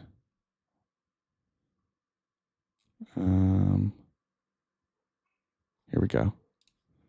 Found it.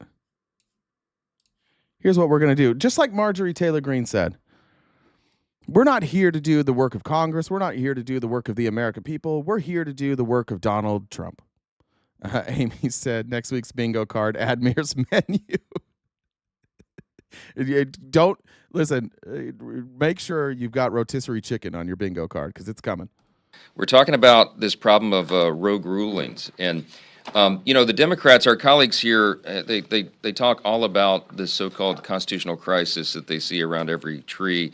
They don't like President Trump's policies, and so that's their catchphrase they use for everything. But there really is a constitutional crisis that's developing. It's not the one that the Democrats claim, though. Oh, yeah. It's not Trump telling the Supreme Court no. That's not the constitutional crisis. Okay? Just so you guys know. And he's telling you, because you have to be spoon-fed your ideas, MAGA. So when Donald Trump says, fuck you, checks and balances, that's not a constitutional crisis. What is a constitutional crisis is... Listen to these numbers, and we've shared them before. 67% of all injunctions issued by district court judges against a president since the year 2000 were issued against one man, and his name's President Donald J. Trump. Oh, yeah. 92% of those injunctions against the president were issued by Democrat-appointed judges. 100% of the people charged in a double murder case of O.J. Simpson's ex-wife and a waiter were O.J. Simpson. 100% of them. Did you know that? 100% of people who bombed Pearl Harbor came from the Japanese army. Did you know that? You guys know that? 100% of the bombs that went off in Oklahoma City, at the FBI building in Oklahoma City, were left there by Timothy McVeigh. Did you know that? Yeah, the dude's a fucking criminal. Yeah, we get it. He doesn't obey the Constitution. This is a crazy fucking argument. The constitutional crisis is not the courts saying, hey, you keep breaking the Constitution, Donald Trump. The constitutional crisis is that the courts are saying you keep breaking the Constitution. It's the courts that are all wrong. Even though these have been Trump judges, they've been Biden judges, they've been Obama judges, they've been Ronald Reagan judges, they've been George Bush judges. They come from all across the political spectrum, but they're all working together to go after Donald Trump. Notice he said it's the Democrats, it's the liberals. These justices that are giving injunctions to Donald Trump, 67, they come from all across the political spectrum. And by the way, two of the judges, they just ruled 9-0 in favor of not Donald Trump, despite what they might tell you, were nominated by Donald Trump. His own Supreme Court justices are ruling against him. People he put in place are ruling against him. And Mike Johnson's out here trying to convince you this is a constitutional crisis. The courts have gone rogue. What are we going to do about it? 92% of those injunctions against the president were issued by Democrat-appointed judges. There's a problem. I've mentioned before, I was a constitutional law litigator, routinely would run into judges that I would... What percentage of the people who were deported to El Salvador were deported with a conservative judge? Most of them. They take them to Louisiana to do this. Yeah, judge shopping's a problem. You should do something about that, Mike Johnson. If you don't like this, fix fucking judge shopping. Fix that. Don't take away the court's authority to rule. Described as activists, but it was much more rare than it is now. And it's a problem that has been noted needs to be addressed. Under the existing framework, one singular district court judge out of 677 of them, anywhere in America, can subvert the will of the duly elected president carrying out his constitutional duties. That's what checks and balances are for. That's why we wrote the Constitution this way. That's what judges fucking do. Can you believe that one judge can rule? Yeah, I can, because I made it through high school. Like, I went through civics. I watched Schoolhouse Rock. I know how this shit works. Can you believe that? Yes, I can. That was by design. Remember when we, right after the election, we talked about like the oligarchy and how they just don't believe in democracy anymore. They think that democracy is a problem. They don't like our Constitution. People like Elon Musk and Peter Thiel that were pumping millions of dollars into Donald Trump. They all want democracy to end. They're funneling money to this guy too. You're just telling me that these guys, Mike Johnson and Donald Trump, are getting hundreds of millions of dollars from people who want to get rid of the Constitution and undo democracy and privatize states. You're telling me that those people aren't pressuring him right now to undo democracy? Sure. And they're doing that. And so we've got to step into this. Despite the American people's wholesale rejection of Democrat ideas at the ballot box, you have activist judges who are abusing the system to legislate from the bench. That's effectively what an activist judge is. There's no such thing as an activist judge, you dumb motherfucker. This is what they do. They just give you words. They give you catchphrases. Activist judges, rogue rulings. They're rogue because you know why they're rogue? You know why they seem weird? Because you guys keep breaking the fucking Constitution, because nobody's ever seen cases like this.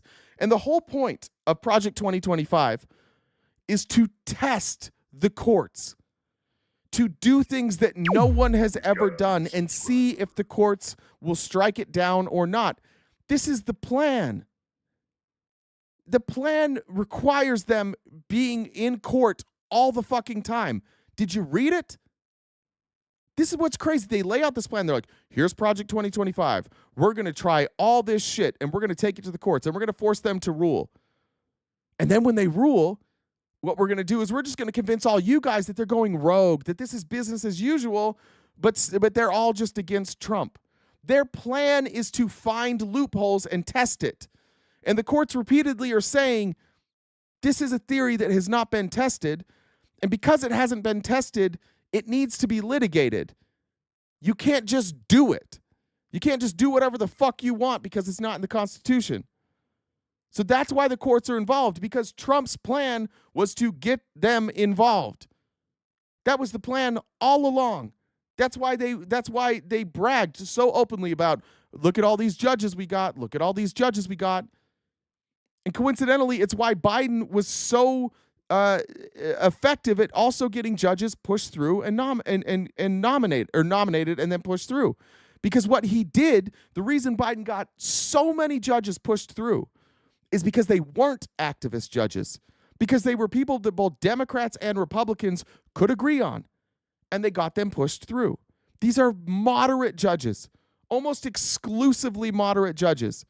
And they're lying to you, and they're making up these stories. They're activist judges, just so that when they strip the court's rights to rule against Trump, and when Trump tells the Supreme Court no, you've already been conditioned to be like, oh, yeah, of course, they're the evil ones. The judges are evil.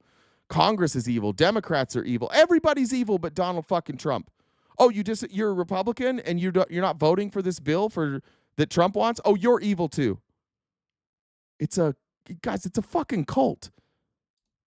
This is not how the system our founders designed is supposed to work. Under our Constitution, we have 3 co-equal branches of government, each with the ability to provide a check on the other. And we do have that authority. Democrats seem to have forgotten that. I mentioned at a press conference or a gaggle, maybe it was last week with all of you, I can't remember, so many of these, but somebody asked me repeatedly about, impeachment, and they asked me about our authority under the Constitution. What authority do we have under Article 3? The Congress is given the authority to determine, define, fund all lower courts. Only the Supreme Court has mentioned itself in the Constitution, and the lower courts are within the purview of the Congress. And I was asked, and whether you like it or not, whether you agree with him or not, what he's talking about, just so we're very clear here, is he is saying that if judges make rulings that you don't like, that you disagree with as a member of Congress, you can get rid of those judges. And that's fine. Like, I think that there's a reason that they have that power. But the Supreme Court is agreeing with you too. What injunctions were egregious? Every one of these injunctions has been made when the Trump administration has admitted a mistake. In every one of these cases, the Trump administration has admitted that they made a mistake and they deported somebody, or they put somebody in prison or deported somebody that should not have been deported legally. So somebody help me figure this out. The Trump administration admits it. The judges are right. And Mike Johnson wants to strip the judges' power even though they're right. That's why I'm concerned here. That's why all of us are concerned here, is because everybody, including you guys, seem to agree that these were mistakes. That people got deported or thrown in prison who were not criminals, where there was no legal justification to deport them. Everybody, 100% of us agree on that, except for people who don't pay attention. But the Trump administration has admitted that they made these mistakes.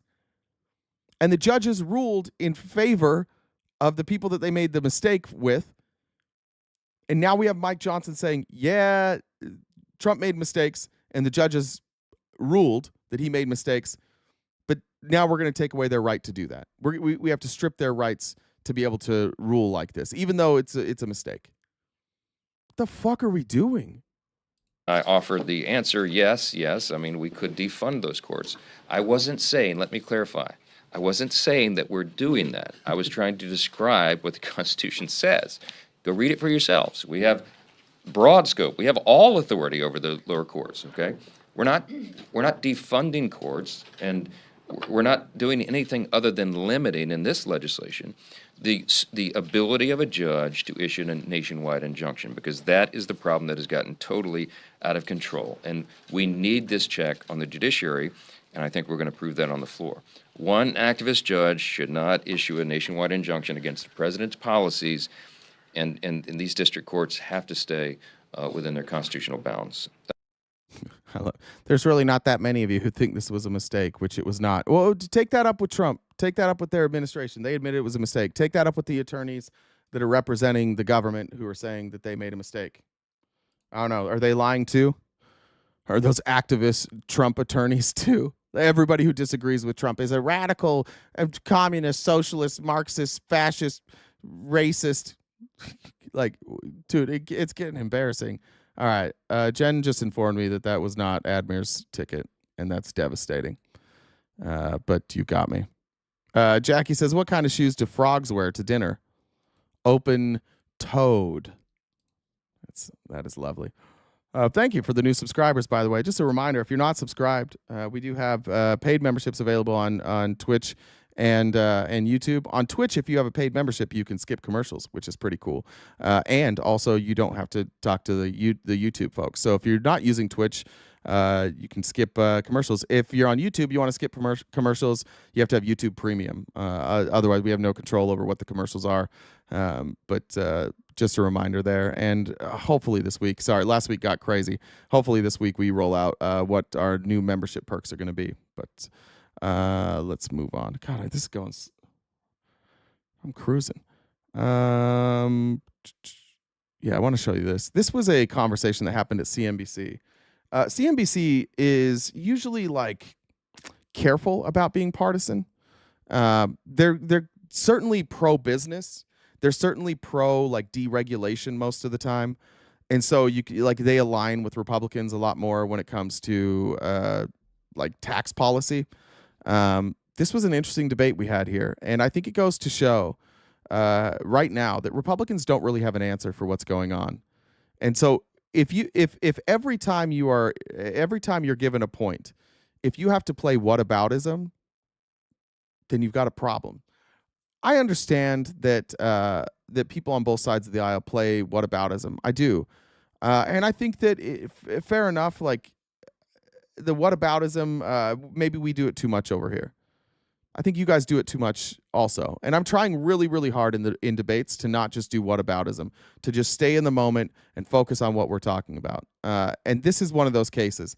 This is a 7-minute clip from CNBC where one host chases the other host around while the other host is just whataboutism. And what we're learning from this, what the takeaway for me is in a lot of these clips, is that Republicans don't actually have answers. And so their only response is, oh, well, I trust the process, or whataboutism. Are we going to talk about this? I mean, you and I, we've all been talking about... Excuse me. The reason I forgot to set this up, what they're talking about now is that the Trump administration froze $2.2 billion in grants to Harvard after the government, after Harvard rejected some of their demands, which basically is like, let us do mass surveillance. Ironically, like these colleges are losing their access to funding because Donald Trump is creating a police state.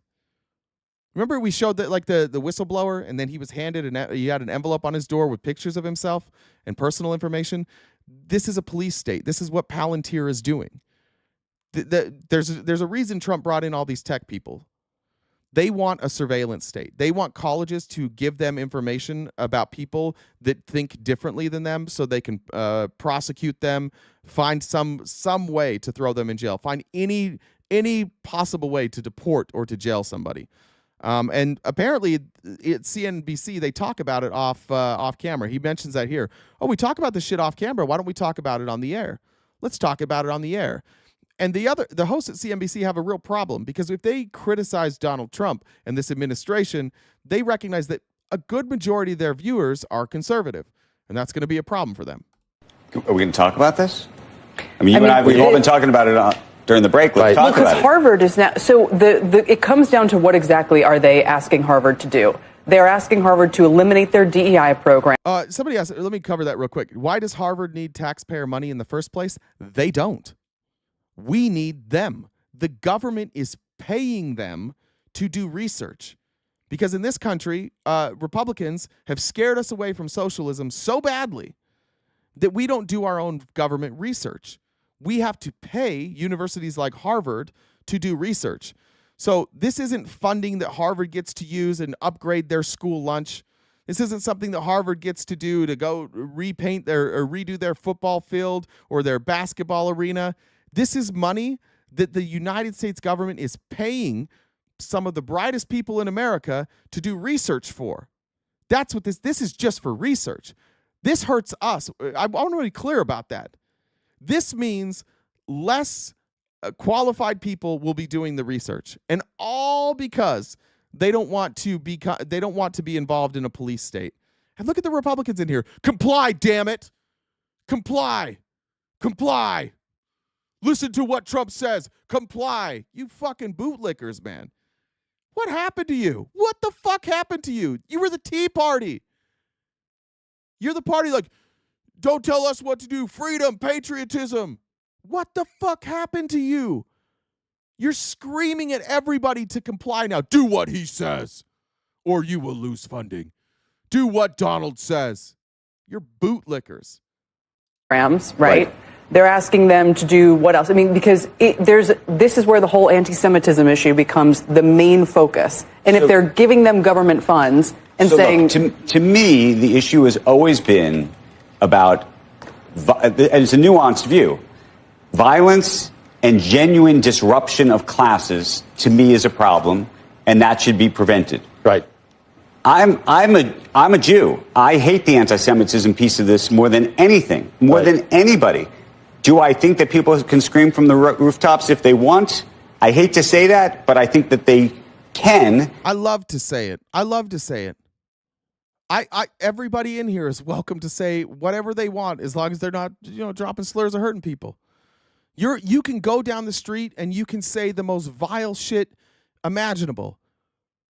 That's what freedom of speech is. Yes, you can say mean things about Jewish people. That's part of freedom of speech. And in the same way that we think that it was not right for the Biden administration to go after the tech companies, around whether you think it was laptops or COVID or this or that. No. Hold on real quick. Speaking of free speech, we're going to do a little suppression, Tanya. Since you're unwilling to come up here and you don't like free speech, and you're defending this, we're going to silence Tanya. Tanya needs a mute, maybe like a 5-minute mute for Tanya. Sorry, Tanya. We're going to treat you like the people that you're advocating for now. Tanya's muted for a little while. Misses those days of controlling Facebook and controlling Twitter. And at the time, they didn't say, don't do it. What I'm saying is, to the extent that now, if we want to be, if we're trying to have a consistent view about free speech.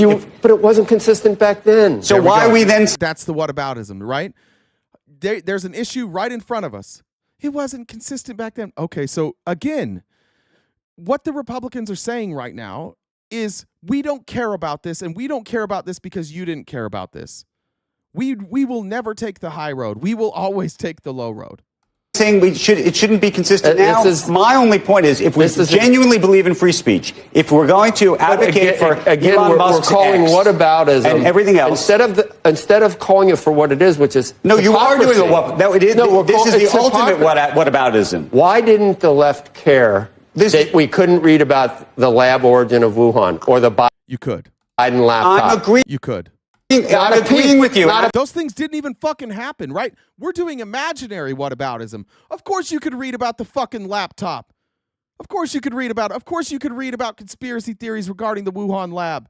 Of course you could. How the fuck else did you know about them? How did all these people know about the Biden laptop and the Wuhan lab? Oh, I don't know. Huh? Why didn't you care? Of course you could read it. But of course, private entities like Facebook, they can censor that if they want, just like we censored Tanya. Because I want Tanya to be comfortable here. I want Tanya to be in a non-free speech zone so she's comfortable.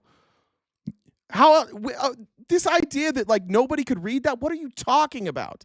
Of course you could say it. They said it on the floors of Congress. Marjorie Taylor Greene was saying this on the floor of Congress. What are we talking about? This whataboutism isn't even real. I'm saying if we believe that the government... you can't go back in time and decide to do it now. If we believe that the government should not be involved... You let it go back then.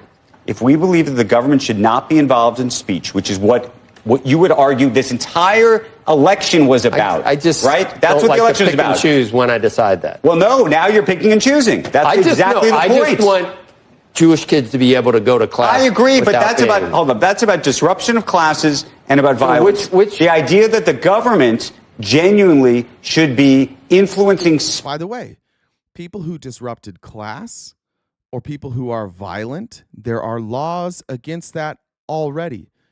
So to be clear, since those laws already exist, we're talking about speech.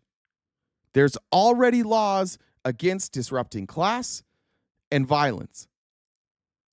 They already exist. What Trump is telling Harvard they must do now is compel speech. Remember, again, like this is no different than saying like, what's his name? What's that Canadian guy's name? Jordan Peterson. I will not be compelled to use pronouns. And guess what? He wasn't. None of you were. None of you have been forced to use pronouns. And if you didn't use pronouns, the government wasn't coming to get you. They weren't kicking you out of the country. We didn't do that. We sure as shit talked about it. We sure as shit talked about how you should use pronouns. We called people bigots for not doing it. But you were not compelled. And the government did not attempt to come in and force that speech. This is different. This isn't the same. All these whataboutisms are just him saying like, oh, yeah. I'm just cool with whatever these guys do.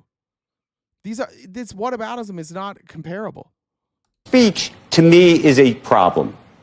Well, it's nice that now. And I would think it should be a problem for you, too. I can't be Superman and go back in time and say. But then that is a whataboutism. No, it's not a whataboutism story. That's all. The whole thing's a whataboutism. This is crazy. Like, the arrogance of these people. And this is why we need to press Republicans every fucking chance we get. And do not let them off the hook. Don't let them off the hook. Make them explain it. Make them explain why they're cool with it. And if they do whataboutism, be like, we can discuss that after, please. We'll discuss that after. Tell me right now why you support this. And that's not a valid excuse. I support people's speech being silenced because one time it happened before. Then you just support free speech being silenced. Don't pretend then. It's okay. You're just lucky that you're deciding to apply these standards now instead of when they should have been applied. I should be applying them now. I'm a Jew. I'm an American Jew. This is not about being just about everybody in anti-Semitism. And I've said many times I'm not Jewish, but I'm a Zionist. But my point is this is about speech broadly. So this isn't just about Harvard. This is about other universities. This isn't even about anti-Semitism. Think about law firms in the country that have been attacked because of this. This is about this is about genuine free speech and whether you can actually stand up and say Andrew, what you want. in socialism land over in Europe right now, you can go to jail. Terrible. The left isn't they don't care about that. Oh, now you want us to fucking control Europe? That's where we're at now? Okay, well, what about other countries? Why is the left not advocating change in other countries? Well, we live here, dude. What do you want us to do? You want us to police the whole fucking world? We don't have any say over there. By the way, you know who's over there trying to dictate? Your guys. JD Vance is over there. You better do what we want you to do. And we're like, I don't know, it's not our country. These whataboutisms are dog shit whataboutisms. Keep pressing these Republicans. There's no answer for this. Every single time. He keeps saying, I'm not doing whataboutism. Okay, here's another whataboutism. It's all whataboutism. They know they can't defend this. If they could defend it, they would just defend it. Whataboutism is like a last resort when you know you don't have an answer. That's why the Republicans here in the chat, like, none of you guys come up here. All of you are willing to be keyboard warriors down there, but if you know that if you come up here, I'm going to ask you to defend it, and you can't. And I've already told you I'm not playing whataboutisms with you. So if you can't do whataboutisms and you don't have an argument outside of that, maybe you don't have a good argument. They're not up in arms about sending people to jail for a tweet over in the UK. You don't hear anything about it. They don't live in the UK. They pick and choose when free speech. Sometimes they want free speech. When it doesn't suit them, they don't want free speech. We are locking people up for articles they wrote about freeing Palestine. What is he talking about? This administration is deporting people for articles they wrote saying that we don't believe Palestinians should be murdered. And they're getting deported. Is the administration's approach but that's exactly what's happening here. If you misgender someone, you get thrown off the faculty. But if you That's not true. Show me one example of that happening. I would love to see one example of somebody misgendering somebody who was thrown off the faculty. Now, if you continuously misgender somebody and harass them, then it is a crime and you should be sorry. It's the way it is. Just like if you continuously attack somebody for being Jewish, and you make Jewish slurs, you would also be fired. These whataboutisms aren't real. This is just a person who was confronted with something very, very uncomfortable.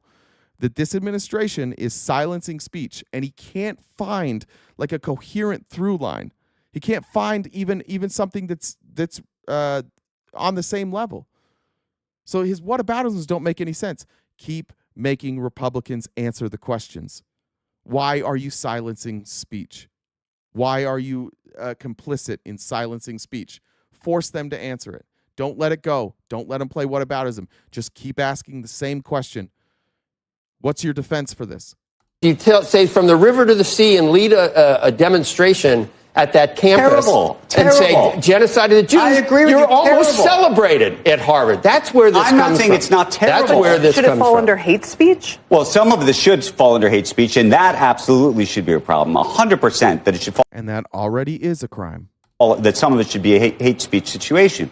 But all I'm suggesting is so fluid with what the left. The Harvard scenario, from what I understand, is not just deal with the violence, deal with the disruption, deal with the hate speech. It's genuinely about changing the quote-unquote governance, what goes on in the classroom. They're saying some of what's being eliminate DEI, taught. screen international students for ideological concerns. So if the administration had a more targeted focus where it said we're withholding federal funds, if any of these hate speech laws appear to be allowed. Right. So, I think you could have a behavioral, talk about behavioral remedy. I think you could have a behavioral remedy, which is you could say, okay. But you agree, we need some remedy, because the cesspool that is the higher education system that we've seen from the last 40 years. Watch this. This one made me laugh. Watch this. The cesspool that is higher education, meaning liberals. That's just what he's saying, liberals. Listen, watch him backtrack so quickly on this.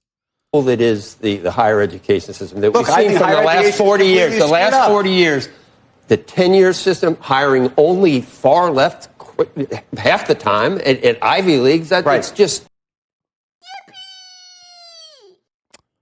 far left half the time. So half? So they're equally represented? And that's why it's a cesspool. See what he's saying here?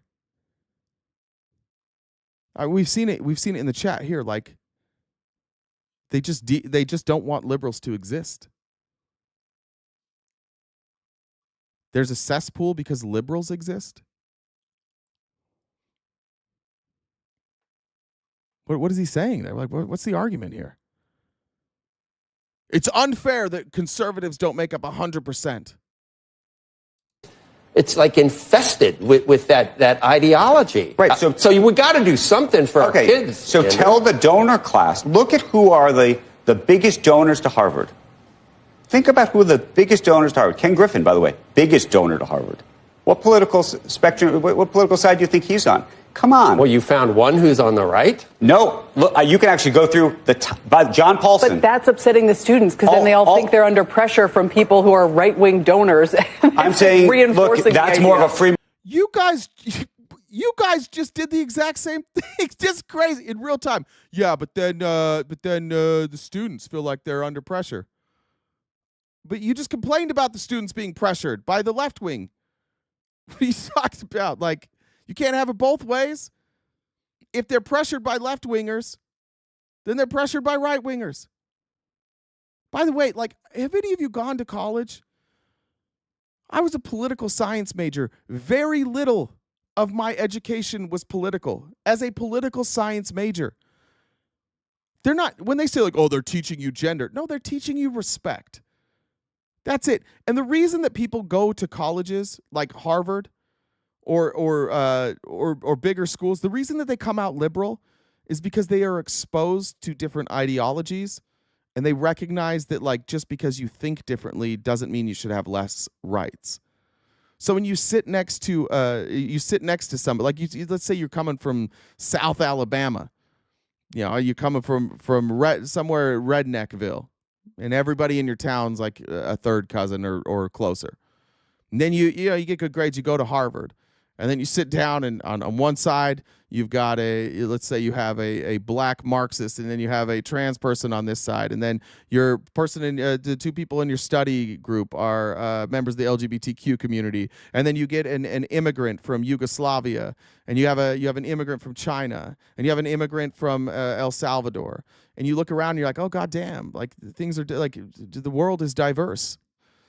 And what are you going to do? You're going to sit there and just preach to them all day? My way's the right way, conservative, Christian, morals. That's all we're going to do here, Christian, conservative morals. No, you're going to get along. And you learn acceptance, and then you learn to appreciate people that are different than you. That's why people come out of colleges more liberal, because they're exposed to more ideas. That's why all our biggest cities in America are liberal. It's not brainwashing, it's exposure. That's it.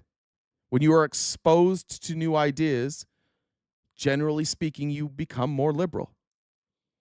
So conservatives are mad that they're being exposed to new ideas and that they're coming out with acceptance and they're coming out with appreciation for things that are different.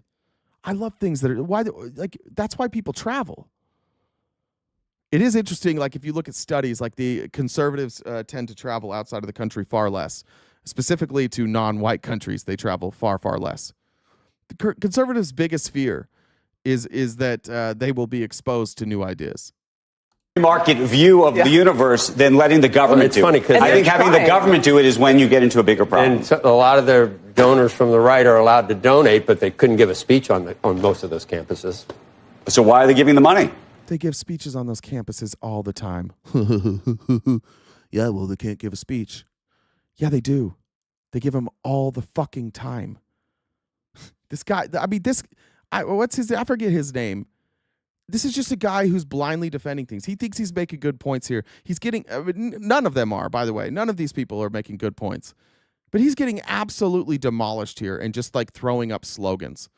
All in an effort to say like, oh yeah, it's okay that the Trump administration is trying to force people at Harvard to speak a certain way.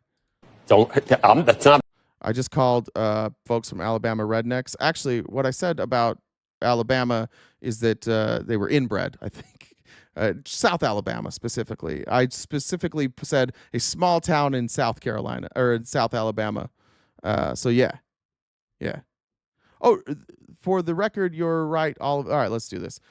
Most uneducated cities in America. Let's take a look here. Most uneducated Let's do counties because cities they're not usually very uneducated.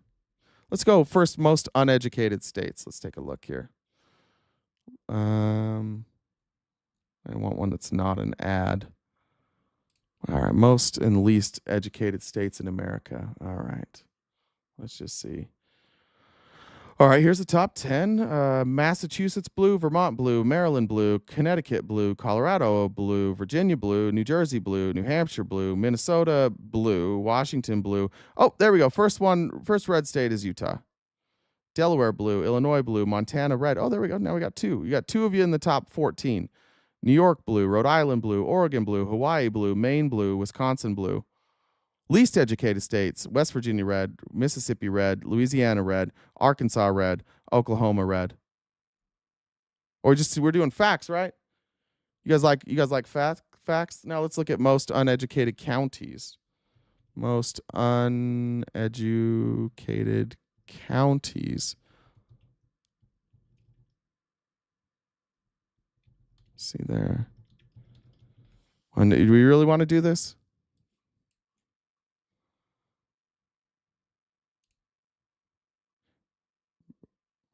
Let's see. All right. So we have here high school diploma or higher. The bluer it is, the less educated it is. Is that right? Purple. All right. So let's look at these. Wait, is that right? Yeah. Whew. That is really purple. What's this area of California? Just north of LA? That's not good. Deep red right here. Deep. And then you have here, this is deep immigrant. Deep red. Deep red. Oh, look at all these northern states. My God. Look at all these northern states with all this yellow. It's almost like the further south you go, the closer you get to Republicans, the less educated you are. That's weird.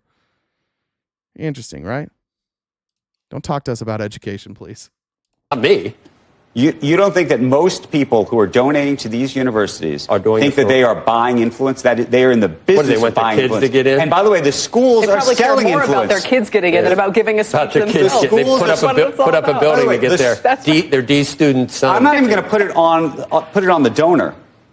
These universities have been trying to sell influence. They're in the business of peddling influence for the last 50 years. That is the business that they are in. Why do they have the president's circle, the this, the that? You give X amount of money, you get to go to this dinner with the president 5 times a year, you get to go to this one once a year, you get that's what they're selling you. They're selling you influence. To influence That's the business. them, to influence them how? Either because you think, the kids are What's getting Ken in. Griffin going to get out of influencing Harvard? Well, that might just be influenced societally. Either societally or Oh, you mean influence just so he over- can... No, or over, you would think, the curriculum. Well, it hasn't worked, has it? I'm just suggesting this is what, but to let the government do it, talk about a democracy, that's where I think it becomes more troubling. One man's view. That's all it is. Johnson & Johnson. There we go. I just thought that was interesting. They really avoid politics over there. Eric Trump decided to weigh in on this, and I think this was interesting. Eric Trump, the noted socialist. Trump tweeted out, perhaps Harvard should lose its tax-exempt status and be taxed as a political entity if it keeps pushing political, ideological, and terrorist-inspired supporting sickness. Remember, tax-exempt status is totally contingent on acting in the public interest. So tax exemption is totally dependent on if you do what I say. But Eric Trump says it seems ridiculous that the government does not share in royalties from inventions and discoveries by universities that are financed with government grants. Careful, Eric. It sounds an awful lot like what China's doing. You guys don't like China, right? Isn't that what China does? Isn't that what socialists do? They share in the royalties there. They invest the money and then they share in the royalties. Careful, Republicans. Careful. You guys might go so far right that you'd go to the left. You might turn into socialists here real soon. I've said it many times. Donald Trump could do socialism tomorrow, and you guys would just jump in. You'd be like, yeah, let's do socialism. If Donald Trump said it, you would do it. None of you would care. Amy said, so would hang Mike Pence be hate speech? It's a good question. Pink, thanks for joining the Dollar Train. Rory said, here's my dollar, Jen. Bean and Marianne, thank you for joining the Dollar Train. Appreciate you guys very much. Let me check messages one more time here. Jen, do you have any announcements right now? Rich said, you were on fire last night. Yeah, thank you for saying that. I appreciate that in those debates, but I think that's the point. Like, if you continuously force Republicans to defend these positions and don't let them get off track, it goes very well. Brianna said, thanks for restoring my sanity every show. If only you could message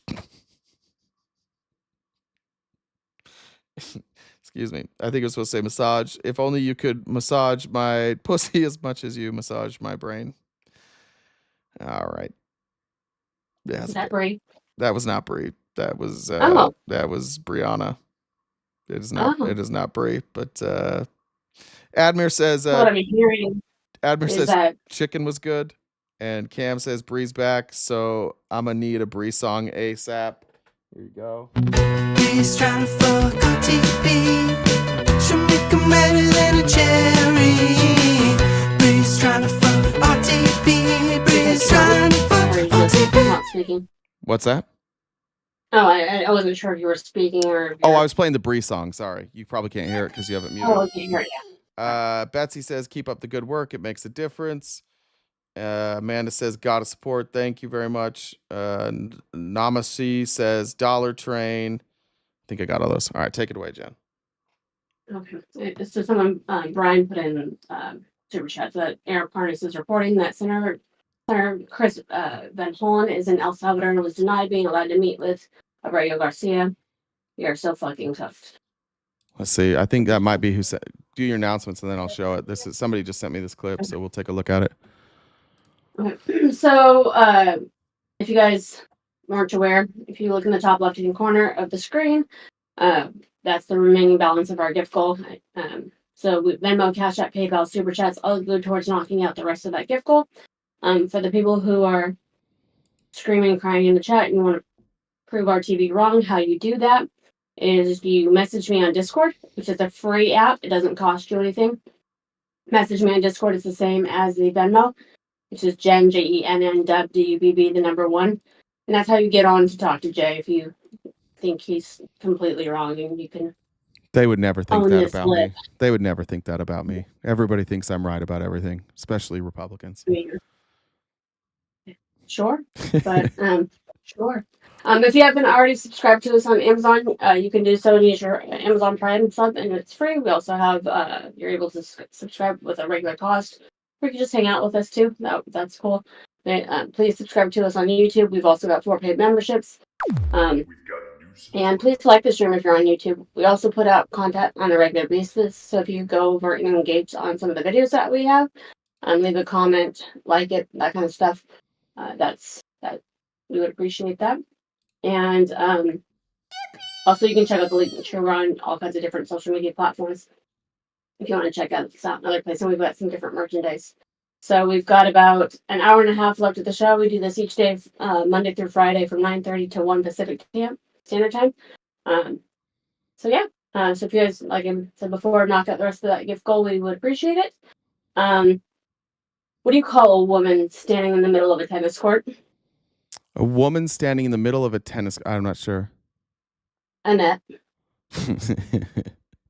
All right. I've seen some people say that Bukele is not from El Salvador. He is. It looks like he was born in San Salvador. His father was a businessman and chemist. I think that we may have some anti-Israel folks in the chat, which is fine. Maybe not anti-Israel, maybe anti-Jewish people in the chat that are trying to promote some conspiracy theories. But Bukele looks like he was born and raised in San Salvador. So Amy Lynn says, Trump proving he's a weaker leader than El Salvadoran president. No wonder China and Russia are laughing in his face. He's weak as fuck. All right. So here's what we're talking about. So this is Senator Chris Van Hollen. I can't remember what state he's from. You guys, you'll know in the chat. I saw this morning before the show started, he was on a flight. He had military members with him, and he was going to negotiate the release of Kilmar Abrego Garcia, and apparently it didn't happen. So let's hear what he has to say. What's that? Can you repeat that? We just started the live stream. Can we repeat what? Just start from the top. Okay. I'm going to start again with. So I just met with the Vice President of El Salvador. I'm grateful for the meeting. The president is out of the country at this time, so I appreciated the chance to talk to the Vice President about the case of Kilmar Abrego Garcia. Esta mañana estuve platicando con el vicepresidente de la República, el señor Ulloa. Estuvimos y aprecio muchísimo el hecho de que me haya God, this video is horrific. fuera del país en este momento. Y estuvimos de acuerdo en que vamos a hablar sobre el caso de Kilmar Abrego Garcia. Let's see if I can find a better one. And we started the conversation on a point of agreement, which is that our two countries should work together to crack down on transnational gangs like MS-13. Let's do this. I think somebody has condensed it. He's part of MS-13. So I asked the Vice President whether or not El Salvador has any evidence that he's part of MS-13 or has committed a crime. So I asked the Vice President if Abrego Garcia has not committed a crime and the U.S.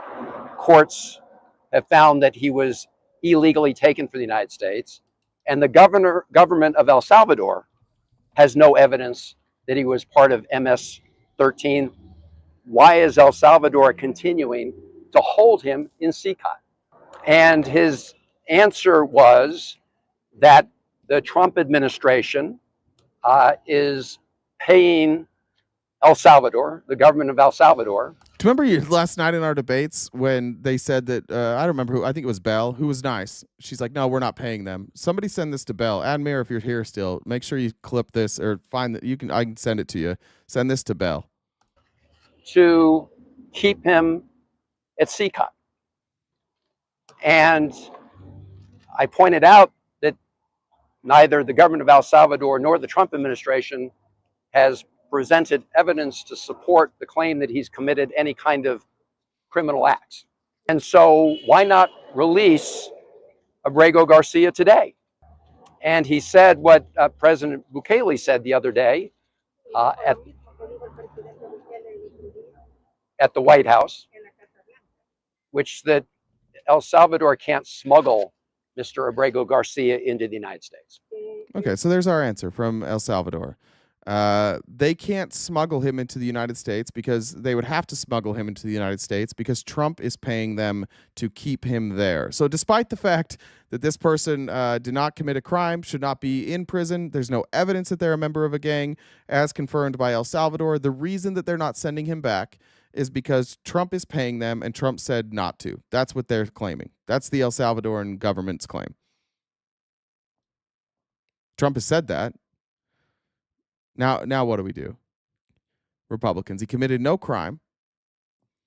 He could be El Salvador would be willing to send him back if Trump tells them that they can. But because they made this deal with Trump and he's being paid and it's part of their contract, they're not going to.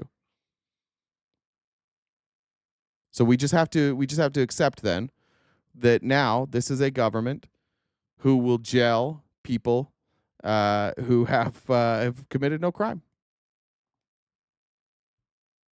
Wow. He did not cross the border illegally, by the way. He crossed the border illegally, and then he's caught and he went back. And then a few months later, he came back because he was trying to flee El Salvador. They told him, like, hey, if you're going to claim asylum, you have to do it the right way. So he came back. He claimed asylum. He went through an asylum interview. And in that asylum interview, they detained him again. And they sent him to San Diego. And he was interviewed in San Diego by people who it's their responsibility to screen and vet people. And he was vetted. And did you know that there's like 5 ways that they vet these people? And all 4 of the 5 said he was not a threat. The only threat they claim, actually, never mind. I'm mixing this up with, I take that back. That's not this guy. That's the barber in New York. I'm mixing that up. I'll finish the story because it's the same. The barber, he passed every one of those tests. The only test he failed was the 2 tattoos, one on each arm, that had that said dad and mom. And they said that those were gang-affiliated tattoos. And that's the evidence that they used to deport him and put him in prison. Sorry, that's not this guy. That's the barber. And it's hard to keep them all straight. There's so many people who are innocent who are in that El Salvadoran jail that it's hard to keep them straight. Said, I'm not asking him to smuggle Mr. Abrego Garcia into the United States. I'm simply asking him to open the door of CCOT and let this innocent man walk out. And I pointed out that the Attorney General of the United States, Pam Bondi, has said that the United States would send a plane to El Salvador to pick him up. And why did she do that? Because the Supreme Court of the United States, in a ruling of 9-0, has said that the Trump administration has to facilitate his return to the United States. Yeah, but fuck the Supreme Court, right?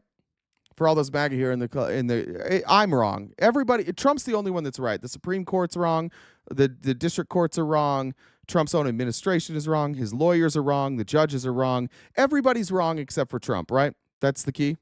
That's literally your position. Your position is everybody's lying except for Trump. Even the people that are working for Trump, whose job it is to do this, who, if they were to lie and say what Trump said, they could lose their law license because they would be lying. So they actually are forced to tell the truth. You don't have to force Trump to tell the truth. He can lie to you. But everybody's lying except for Trump, right? That's the position. Did I get that right? Now, there's no evidence that the Trump administration is complying with that order. There's no evidence that they're complying with that order. In fact, the United States Embassy here has told me they've received no direction from the Trump administration to help facilitate his release. So the Trump administration is clearly in violation of American court orders.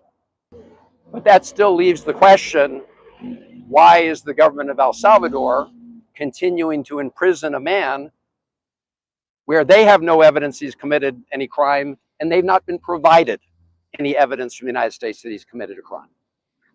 Not in Millhouse. I'm glad you said that. 2 judges determined that he was a gang member. Let me tell you something about you. You are somebody who just believes shit that you've heard. But let me show you why you're wrong about this. Can I scroll this over? Kudos to Jen for actually putting this together. This is Jen put this one to. Let's see, get rid of that. The allegation that he is a gang member. This is from the court. Let's see. This was the removal hearing. This is where you're getting this from. On April 24th, 2019, there was a removal hearing. After nearly a month in custody, Abrego Garcia was taken to his removal hearing before immigration judge Elizabeth Kessler. His then attorney Chicas applied for his release on bail. ICE opposed the application, arguing that Abrego Garcia presented a danger to the community because local police had identified him as a verified active gang member. I attended his bond hearing, Jennifer writes in her declaration, was shocked when the government said he should stay detained because he's an MS-3 gang member. He's not and has never been a gang member. I'm certain of that. Here's where the allegation stems from. The allegation appears to stem from two documents that were introduced before Judge Kessler. A federal I-213 form, which is a record of deportable or inadmissible alien, which is filled out by ICE, and a form generated by the Prince George's Police Department called a gang-filled interview sheet, or GFIS. The latter had been entered into Prince George's Police Department database at 6:47 on March 28, 2019, about 4 hours after police met Abrego Garcia for the very first time. So within 4 hours, they're saying, yeah, he's a gang member. The government, however, in this case, has not introduced that I-23 or the GFIS form in its defense of Abrego Garcia's recent legal proceedings. They're not even using that as evidence. Do you know why they're not using that as evidence? Because they are contradictory. One of them says, and I believe it's the I-23, which is filled out by ICE, who did not detain Abrego Garcia. He was detained by Prince George's Police Department. The I-213 says that he was detained during a murder investigation. The GFIS says he was detained at a Home Depot for loitering while he was looking for work. ICE lied on this form, and they know that they lied. And it's the same informant. By the way, the informant is somebody who has been discredited. Jen, do you have the, I know you're, oh, here it is, actually. It's right there. If you look at the bond hearing, this is what you guys are citing now. At the bond hearing, it says the respondent, a native and citizen of El Salvador, appeals from an immigration judge's April 24th, 2019 hearing. This is from December 19th of that same year. So the first immigration judge denied his request for release on bond from the custody of Department of Homeland Security. This judge dismissed the appeal, right? They dismissed the appeal. Where are the judges ruling that he was a gang member? These are procedural. The respondent argues that the immigration judge clearly erred in determining that he is a verified member of MS-13 because there is no reliable evidence in the record to support such a finding. In this regard, the respondent asserts that Prince George's GFIS is based on hearsay relayed by a confidential source. The respondent also claims that he presented sufficient evidence to rebut the allegation and that he is affiliated with MS-13, including character references and criminal records showing that he has only been charged with traffic offenses. Therefore, the respondent contends the immigration judge erroneously ruled that he did not show that he is not a danger to the community. Somebody just said he was a danger to the community. He provided evidence that he wasn't. And the judge is like, nah, you just are, because we're just going to trust ICE. We're just going to trust a confidential informant. In the Maryland, in the recent litigation, the government did not contest, though in introduction of evidence, any of the specific accusations of Abrego Garcia's complaint. They didn't contest any of that. They just said that because Judge Kessler found that he was an MS-13 member, despite evidence, that he is therefore an MS-13 member, and they're refusing to bring any evidence to show that. Now, I would ask the Republicans here, do you think that somebody's just saying you're an MS-13 gang member is sufficient for you to be deported? Hearsay evidence, despite the ICE paperwork saying that he was picked up during a murder investigation, and the GFIS saying that he was just loitering. You know that ICE is lying. We know that at least one of these groups is lying. And they're relying on a confidential source that just says, oh yeah, they're MS-13. And that's it? No crimes? Nothing? Explain that. It's simple. You did not come here legally. The end. How did Abrego get here? Jen, correct me if I'm wrong. Is Abrego Garcia? He came here seeking asylum, right?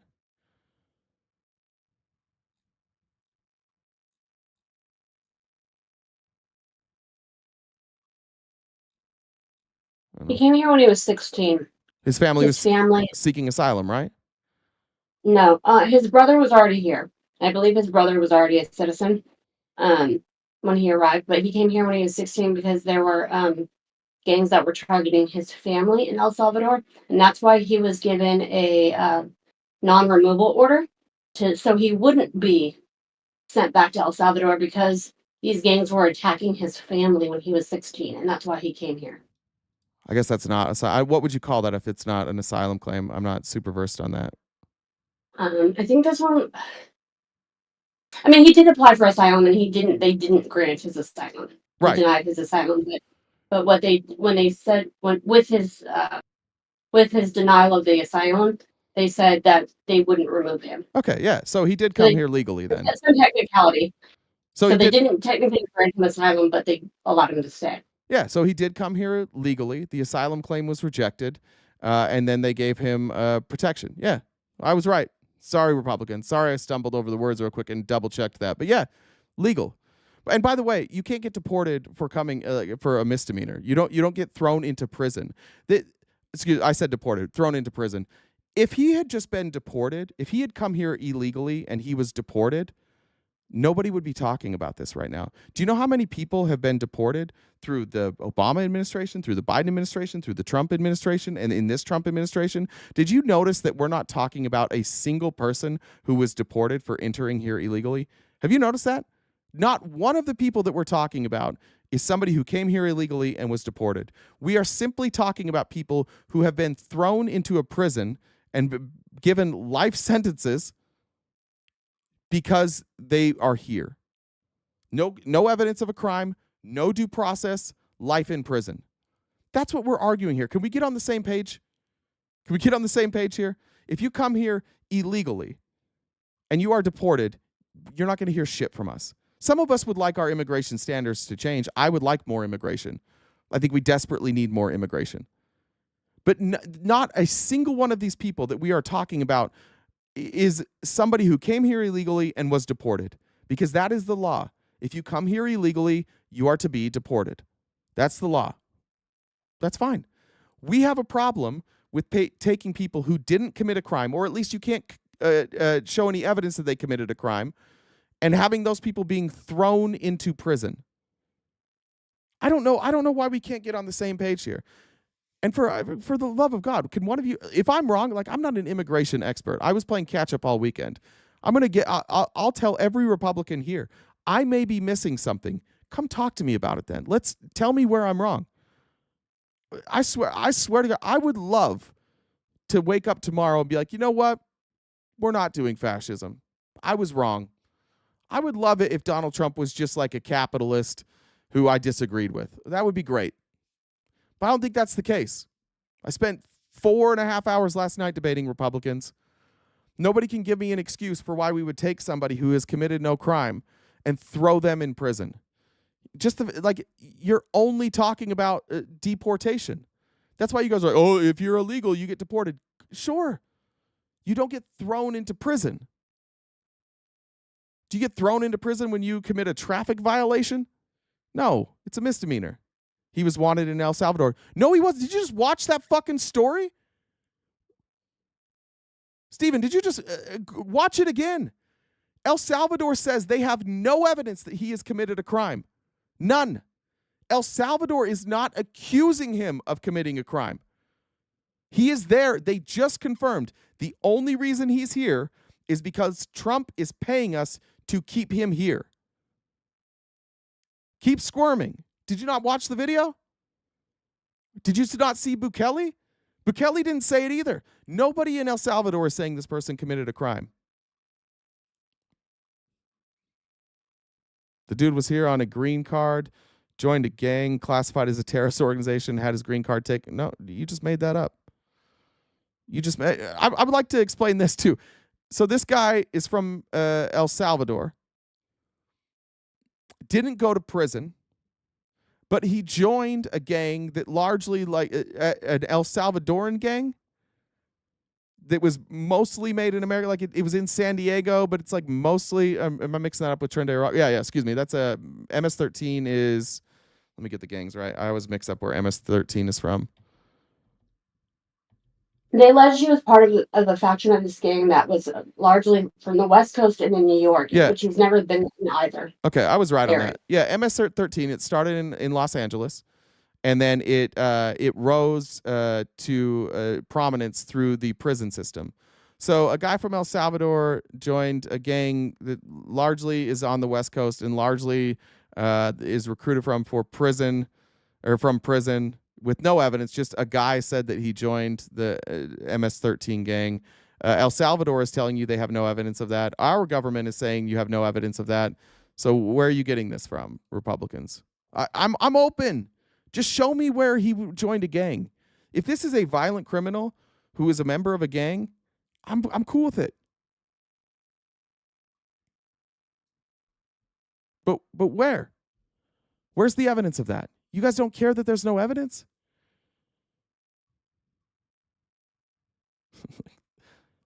It's ironic that y'all are acting like the justified law-abiding citizen, so why not abolish idiots like Trump from office? He's a corporatist solely in office to make his cronies money. Yeah, I like that. Yeah, I know Barrister. I'll talk to Barrister. I'm playing catch up on this, but I think that what we've covered is correct. Just show me the crime. I'm not really interested in going through everything and explaining and trying to figure out like complex immigration law. I want to know what crime he committed and where the evidence of the crime that he committed is. That's all I want to know. Our government says we're not giving that to you. El Salvador says they've seen no evidence of it. Until somebody shows me evidence of it, why should I believe it? Gang affiliation tattoos. Yeah. Which ones? What gang affiliation tattoos did he have? You think that, and are tattoos enough? Is that enough evidence? I don't. Jen, do you know of any gang tattoos that he has? Do you know anything about his tattoos? I haven't seen anything about his tattoos at all. I put in our chat, that has a pretty good breakdown of the entire timeline of everything with links to the court cases and everything. All right, I'll have to go through I haven't this seen anything later. about tattoos. I haven't either. The reason why he was saying he was a gang member was because he was wearing a Bulls hat and a hoodie, is why. Right, that's what's in the court documents. It's just the hat and the hoodie, right? Yep. Nothing about tattoos. All right. I'll read that later. Thank you for that. I just again, if we're wrong, we're wrong. I don't know this guy. But it seems awfully strange to me that nobody can tell me what the evidence against him is. You just say it.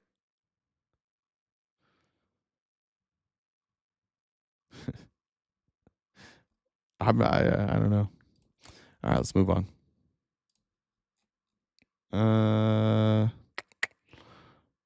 I guess now that we're in it, we're just going to get it. Peter Ducey asked Caroline Levitt the question, and this should scare a lot of.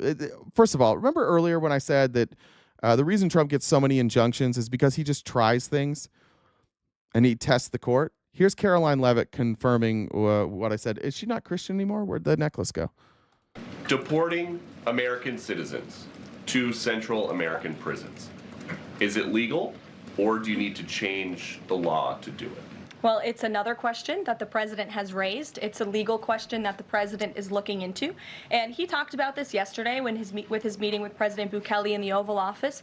He would only consider this, if legal, for Americans who are the most violent, egregious, repeat offenders of crime who nobody in this room wants living in their communities. Again, one, she said, yeah, Trump's testing this out. Where's that going to be tested out? In the courts. So you can't test things out in the courts and then also be like, the courts are ruling. That's what they're supposed to do. And two, they do this every single time. They claim that these are violent criminals, only the worst. They've had to admit multiple times that they had detained and imprisoned people who weren't violent criminals, and they're doing nothing to fix it. Is this legal? Captain Christian over there says, yeah, I don't know. Here's Judge Boasberg this morning, I believe, in trial. Judge Boasberg finds probable cause to hold this administration in contempt of court for defying his order to turn around planes, demands new details and orders for officials to purge their contempt. This was filed this morning at 11:57. The order, given the finding of probable cause for contempt set forth in the accompanying memorandum opinion, the court orders that 1, if defendants opt to purge their contempt, they shall file by April 23rd a declaration explaining the steps they have taken and will take to do so. And 2, if defendants opt not to purge their contempt, they shall instead file by April 23 a declaration identifying the individuals who, with knowledge of the court's class-wide temporary restraining order, made the decision not to halt the transfer of class members out of U.S. custody on March 15th and 16th. Tom Homan is on the record. Tom Homan, during this time, they're like, are you going to obey the court orders? And he just said no. He's in contempt of court. Ironically, like some of the people that might pay the price legally, again, aren't going to be Trump. He just creates this barrier between him and people, and then he'll let Tom Homan go to jail. And none of you will care. None of you, it won't bother anybody. It won't bother anybody that Trump sat there and defended it, that Trump's on board with it. Tom Homan may wind up losing his position. There may be some legal action. And then, I don't know, maybe Trump will just pardon him anyways and bring him back. Boasberg also said that the evidence shows willful defiance by the Trump administration and that is criminal contempt. Here's another look. Watch this video. This is somebody from the Canadian border that was detained. Literally drove my car to Canada for the weekend. And on the way back, I was treated like a criminal. An unwelcome return home for Bashir Attallah and his wife Jessica on Sunday when they say Customs and Border Patrol officers stopped them at the border between Vermont and Canada. He asked me, exit the vehicle right now, and he reached for his gun. I said, okay, I'm exiting the vehicle. Keep your gun at your waist. Just hours before, Attallah celebrated Palm Sunday with his family. Now he was being arrested. They handcuffed me. They twisted my arm. It was like a shock for me. A real estate attorney, Attallah says he's been an American citizen for over 10 years. He immediately started questioning why he was being detained. Even if he asks questions, they say we don't know, it's the government. Attallah says CBP agents requested to look into his email on his phone, which he denied them access to because of attorney-client privilege. So I had to, under duress, give him permission to look through my email, through my privileged information, and he made me write a statement signed by me saying that I gave him permission to look through the email. After several requests, Attallah says CBP agents called his sister Celine Attallah, who is an immigration attorney. It started with the immigrants. It's coming to us Americans, and it's gonna go after all of us. After nearly 5 hours, Attallah says he and his wife were released. They are now pursuing legal action. I really thought things would change after this administration, when we had Mr. Trump in office. Things would change to the better. Things actually changed to the worse. Yeah, no shit. Yeah, no shit. Can you just, if that's you at the border and somebody detains you, you know your legal citizenship, and they demand to see your phone and your emails? Sounds like a police state to me. Closed borders are a good thing. It means we can control who comes and goes. Yeah, dude. Yeah. I love it when the government is in my asshole. You know what? I think the government should put cameras in my house. This is a good thing. The government should know every little thing that we do all the time, all the thoughts that we think, all the messages that we send. And if we leave the country, when we come back, we should be interrogated for 5 hours. We should be detained. And the government should be allowed to go through our phone. It's very, very important. And all, by the way, for what? For what fucking reason? You guys we talk about violent crime all the time. We're at like historic lows for violent crime. Trump has declared the Aliens Enemies Act. He's talking about war all the time. Look at violent crime. Let's check out violent crime rates. Let's look at it by year. Let me find the chart here. Pull up. What are we talking about here, folks? What are we talking about with this chart? In 91, 92, 93, 94, all these years with much higher violent crime rates, we didn't need to do anything. We didn't need to do anything to do mass surveillance. And now when we're at almost historic lows, this is 2023 is the last one. The historic low was 2021, it looks like. We're near historic lows for violent crime. And somehow your party has convinced you, like, oh, we are so unsafe in America. Historic lows. The fuck are we doing? And you hear all the time. You hear the argument that, oh, we got to get, if an immigrant commits a crime, then we got to get rid of immigrants. If we're going to do that, then we need to force white people to stop having kids. White Christians need to stop having kids. Because historically, people born in America, historically, white Christians commit crime at a higher rate than immigrants. So if we're going to do this, if we're going to play by these rules, we probably ought to get rid of churches too, because churches are outside of family. Churches are the ones abusing children the most. Isn't it crazy how you guys are cool taking away the rights of other people? An immigrant does something and you punish all immigrants for it. You're cool with that. But you would lose your, we should defund churches now. If we tried to do that, good Lord, we would have a fucking civil war. There wouldn't be one of you that's like, oh, well, Christian pastors abuse children, so we got to get rid of all Christian pastors. You wouldn't support that. Your logic is so broken. We are a country that, we're not even facing legitimate challenges when it comes to violent crime. And we've been all convinced because of the internet that we're all under attack all the time. It has never been safer to live in America than it is right now. And yet here we are. Here we are blaming immigrants for the lowest crime that we have.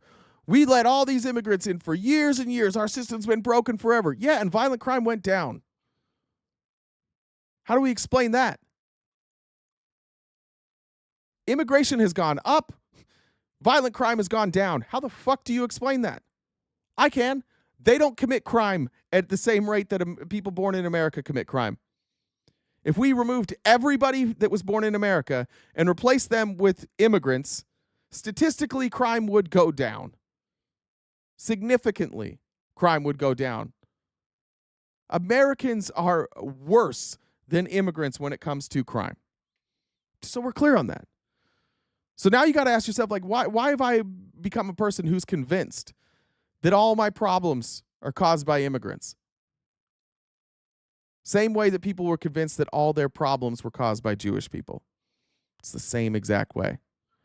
They don't want you to pay attention to who's really causing your problems. If you are struggling to pay your bills right now, immigrants didn't cause that. China didn't cause that. Democrats didn't cause that. Republicans didn't cause that. Capitalism caused that. Unchecked, unfettered, crony capitalism.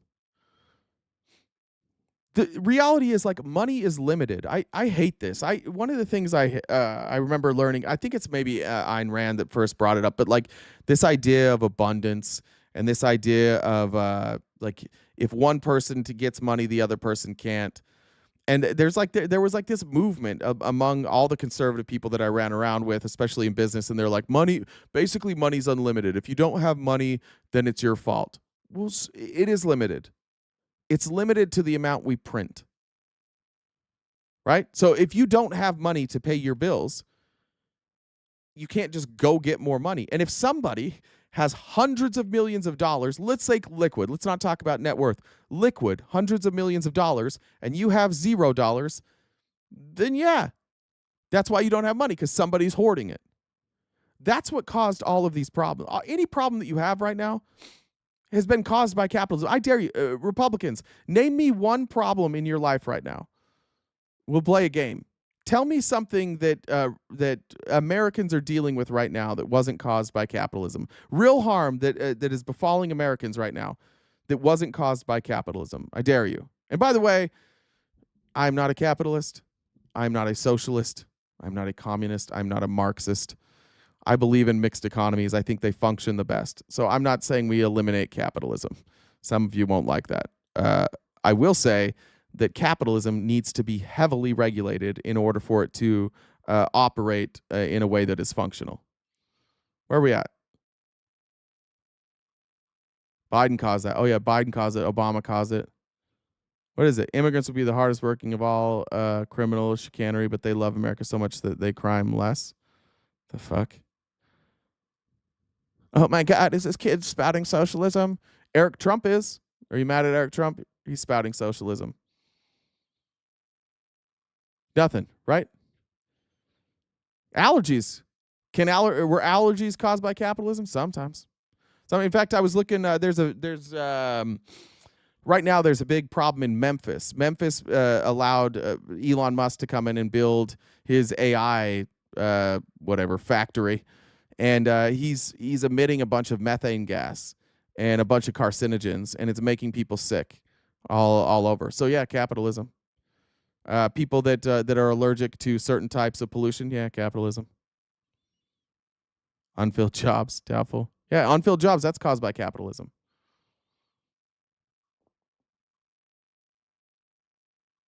Yeah. Good try, Republicans. What you're doing is what you allow yourself to do is you allow yourself to look at the problems of this world, and you're allowing Donald Trump and these Republicans to scapegoat immigrants. By the way, please remember that they hate immigrants and they hate brown people, and they're on record of it. Not Donald Trump's not on record of it. I would argue that he doesn't like brown people, but if you're somebody who doesn't think that, that's fine. He's not on record saying it. Stephen Miller sure as shit is. And Stephen Miller in that group text seemed to be the one that was making all the decisions. I know for sure that our Secretary of Defense says we should kill all Muslims. That's weird. You don't think it's weird that like Trump hired a guy that said kill all Muslims to run the military, and now he's going after anybody who criticizes Israel? You don't think that's weird? You are allowing him to use hatred to make you just ignore horrific acts that are taking place right now, and they're absolutely undermining the First Amendment. Trump is the only president of my lifetime to suggest undermining the Second Amendment, which, by the way, I kind of agree with Pam Bondi on that, but I know you guys don't. He's fundamentally stripping away rights from Americans, but because you're not the ones being deported, and because he's convinced you that the immigrants are at fault, you go along with it. I would love to come together. Watch this spin by Caroline Leavitt here. She's so goddamn wonderful. Let me pull this up. Deportation of Abrego Garcia. Democrat and media outrage over the deportation of Abrego Garcia, an MS-13 El Salvadorian illegal alien criminal who is hiding in Maryland, has been nothing short of despicable. Based on the sensationalism of many of the people in this room, you would think we deported a candidate for Father of the Year. No. See, now this is called fucking propaganda. What they do is people look at rights, a due process being ignored, and we say, hey, due process is being ignored. You can't do that. I don't know a goddamn thing about Abrego Garcia. I don't. I think he has a wife and kids. That's all I know. He might be a terrible human being. I have no idea. What we're saying is there's no evidence and due process is being ignored. So this is the Republican way. This is what all of you guys do. You make up an argument that we're not making so that suddenly what you say makes sense. If she gets up there and says, everybody is freaking out that we didn't give somebody due process, and a person who has not been convicted of a crime and we can't prove is in a gang is now stuck in an El Salvadoran prison. And even though the Supreme Court ruled that we have to facilitate bringing him back, and even though the people in El Salvador confirm that they don't have any evidence of a crime and that they would return this person if Donald Trump told them to, even though all of that is true, we're not bringing them back. You all would be like, that's weird. So they can't say that to you. So what do they say instead? What Democrats are really saying is that he is Father of the Year and he's the greatest human being on earth, and that's why you should bring him back. That's not our argument. Our argument is, I don't care what kind of person you are, you deserve due process. It's in the Constitution. And it doesn't say citizens, it says people, persons. And you know how I know that doesn't apply just to citizens? is because there were a lot of people in America who were not citizens of America, who fell under our laws, who got due process. Women, slaves, immigrants, lots of people eventually went through our court system that didn't have citizenship. In fact, we had to give slaves citizenship, even though many of them had gone to court in this country before being provided citizenship. That's because, unfortunately, many in this country care more about this quote-unquote Maryland father, illegal. He's from Maryland and he's a father. What the fuck are we quote-unquoting? He lives in Maryland and he's a father. Yeah, they're calling him a father, but really we know he's an immigrant. Okay. That's pretty fucking wild. How could he possibly be a father? Johnny said, here's my dumb comment, thanks. Brian says, here come the pardons. Yeah, facts. Alien MS-13 gang member than a Maryland mother and an American citizen who was brutally murdered at the hands of a different illegal alien. Of course, I am referring to Rachel Morren. Okay, Rachel Morren was murdered by somebody who was here illegally. That's true. And you know why people aren't upset? You know why we're not freaking out about that? Because of this. And if you didn't see yesterday, a Maryland jury found illegal alien Victor Antonio Martinez Hernandez guilty of murdering Rachel Morren in August of 2023. Due process. The person who murdered, was it Rachel Morren, had got due process. And he will pay for what he did. That's why we're upset. You gave a murderer due process, and you gave somebody who has committed no crime outside of parking tickets no due process.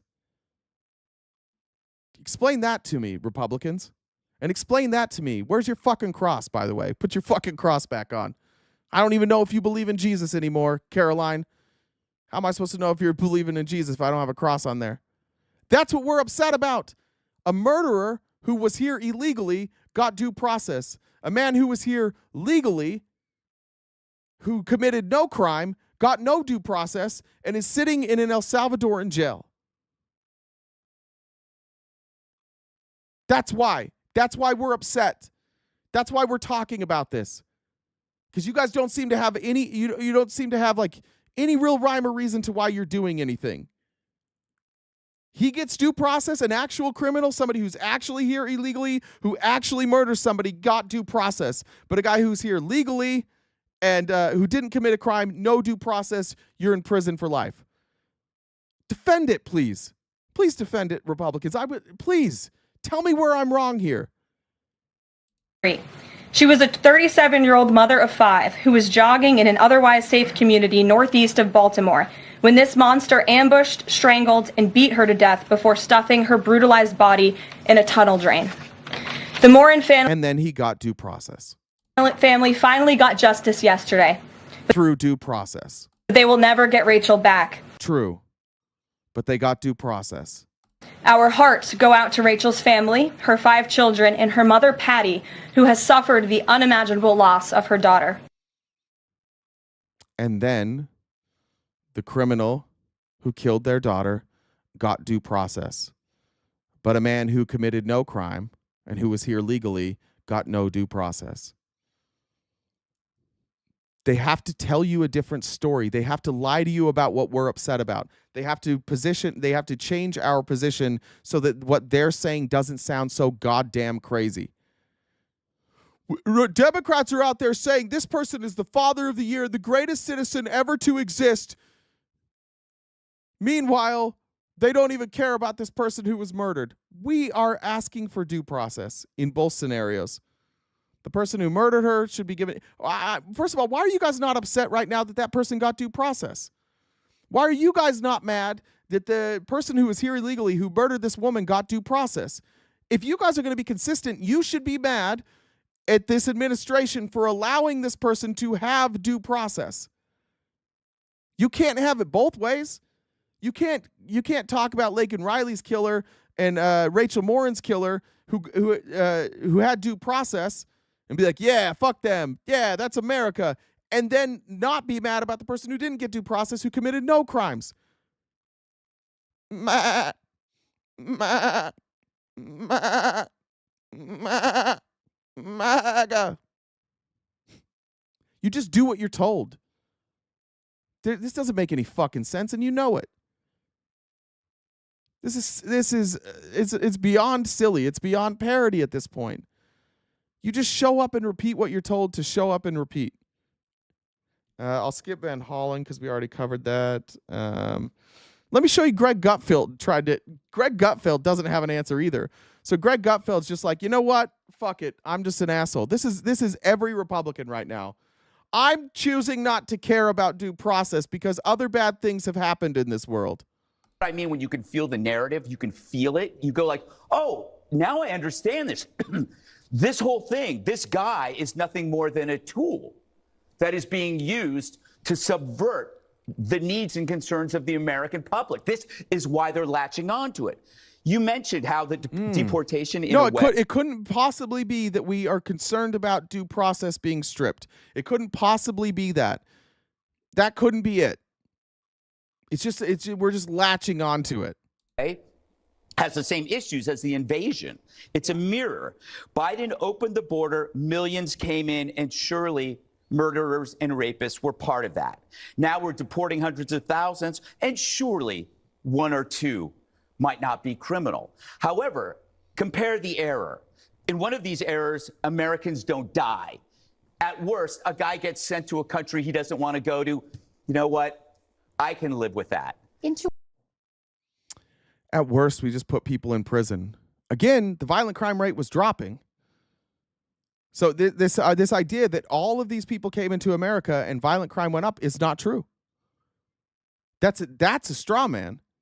Things didn't get more violent when we had more immigrants. Things actually got less violent. And so if a few people have to rot in prison the rest of their life despite committing crimes, that's okay. That's okay, because at least we're solving this problem that doesn't exist.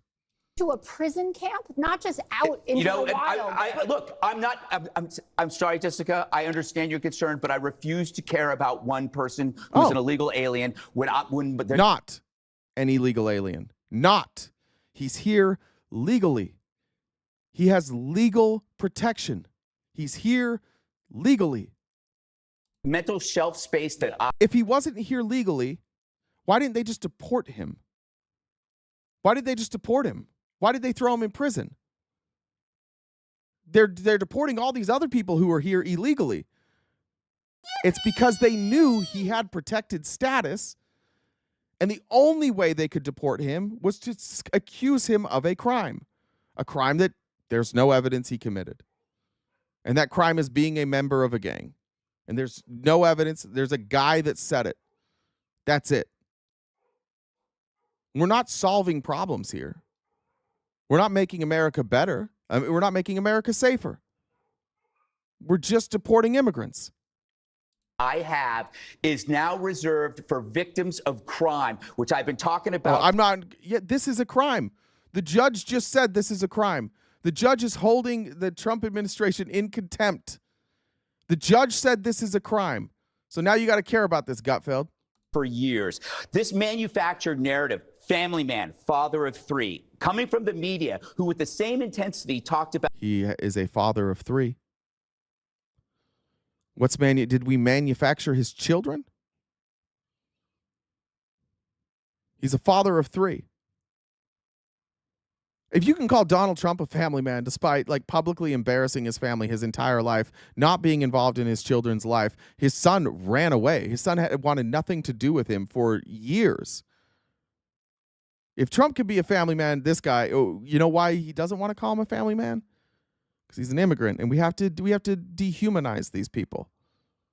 He's a dad. It's not manufactured. That guy's a dad. About having children was bad for the climate, are now telling us that when you have children, you are now a pillar of the community. If that Bro, what the fuck are we doing? You used to say having children was bad for the environment. And now you're saying that he loves his children. What What is going on? The way that they will like manipulate their argument into whataboutism. What the fuck was that? Yeah, listen to it again.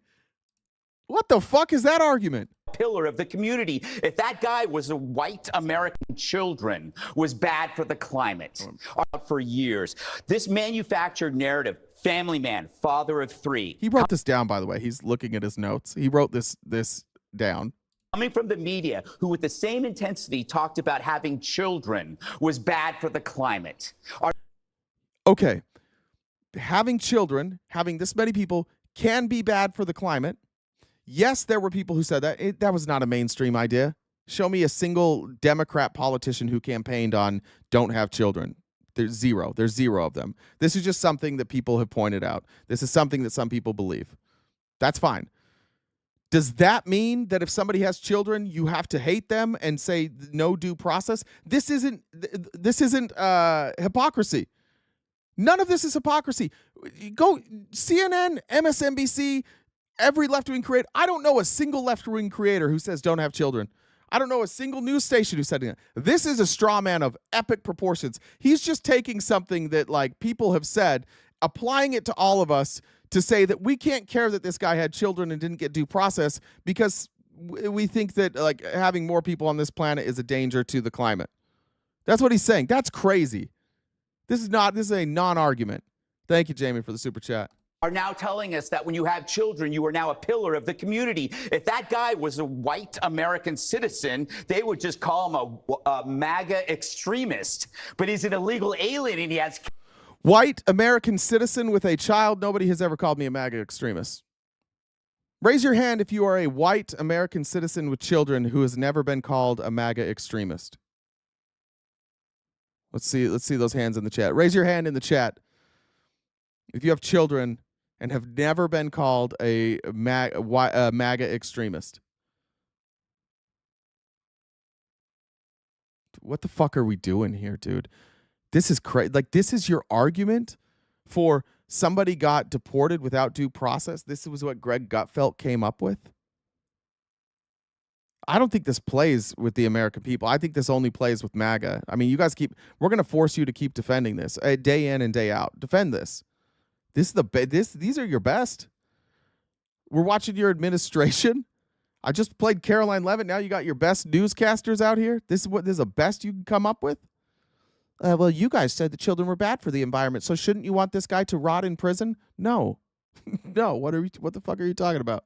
Kids, and now he's the spirit of the community. He's a good guy. Also, nobody has said that he's a pillar of the community or the spirit of the community or even that he's a good guy. We just said he should have due process. Now, Jesse loves it. I love it when you make up straw man arguments. Nobody said any of this. You know what Greg Gutfeld just didn't do in that minute and 34 seconds? Address the fact that he didn't get fucking due process. You notice how none of them are going to address the fact that he didn't get due process?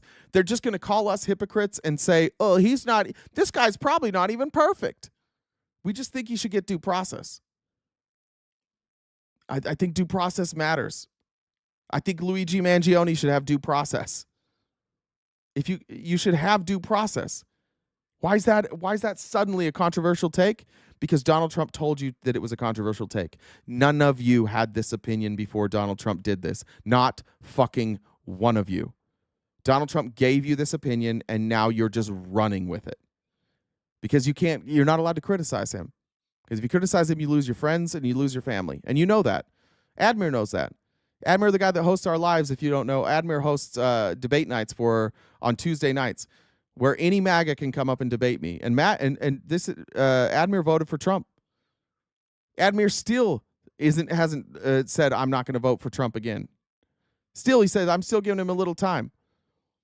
And Admir has been completely disowned by the right just for platforming me, just for allowing me to debate right-wingers, and to have the audacity then to say, I don't like this thing that Trump did. I don't like that Trump is ignoring due process. And oh my God, the hatred that he's getting.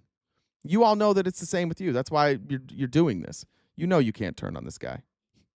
Maybe you're not even addressing it with yourself, but internally you know what would happen if you started saying, yeah, we should do due process. You know goddamn well. This was the story I was talking about earlier. I hadn't read this before. So and I mixed up this story, but this is Andre. This is about Andre Jose Hernandez. He's the hairdresser that is in the El Salvadoran prison because he has 2 tattoos that say mom and dad. But there apparently the testimony against him relies on a former Milwaukee cop. His name is Charles Cross Jr. He signed the report and said was so bad that prosecutors flagged him on a list of police who had been accused of lying, breaking the law, or acting in a way that erodes their credibility to testify in Milwaukee County. He was like, they won't even take his testimony anymore. Cross was fired from his position as a Milwaukee police sergeant in 2012 after driving his car into a family's home while intoxicated. He appealed the decision and resigned in the process, according to the department. At the time, Cross was also being investigated for claiming overtime he allegedly hadn't earned. USA Today has requested his disciplinary and employment records, so we don't have him. Earlier misdeeds had landed him on the Milwaukee County Brady list, which is that list they talked about where officers are deemed by county prosecutors to have credibility problems. Now he works because fuck the police and ACAB. Now he works for Core Civic. They are a private police force, and they run most of the immigration detention centers for ICE because, God forbid, we detain people without some capitalist making money off of it. His title is investigator, and he is the guy who implicated Andre Jose Hernandez. That is the gay makeup artist from Venezuela who was denied any connection to Tren de Aragua. And again, it's just 2 tattoos. That's it. Today, Cross is one of the private prison's contractors helping identify Venezuelan migrants as members of Tren de Aragua. So he's not credible enough to keep his job as a police officer. He's not credible enough to testify in front of court. But you know what he is credible enough to do? Tell ICE who is and isn't bad. ICE doesn't care. Tom Homan doesn't give a fuck.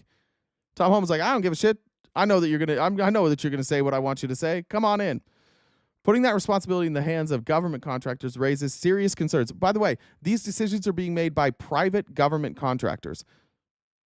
We have no ability to vet them.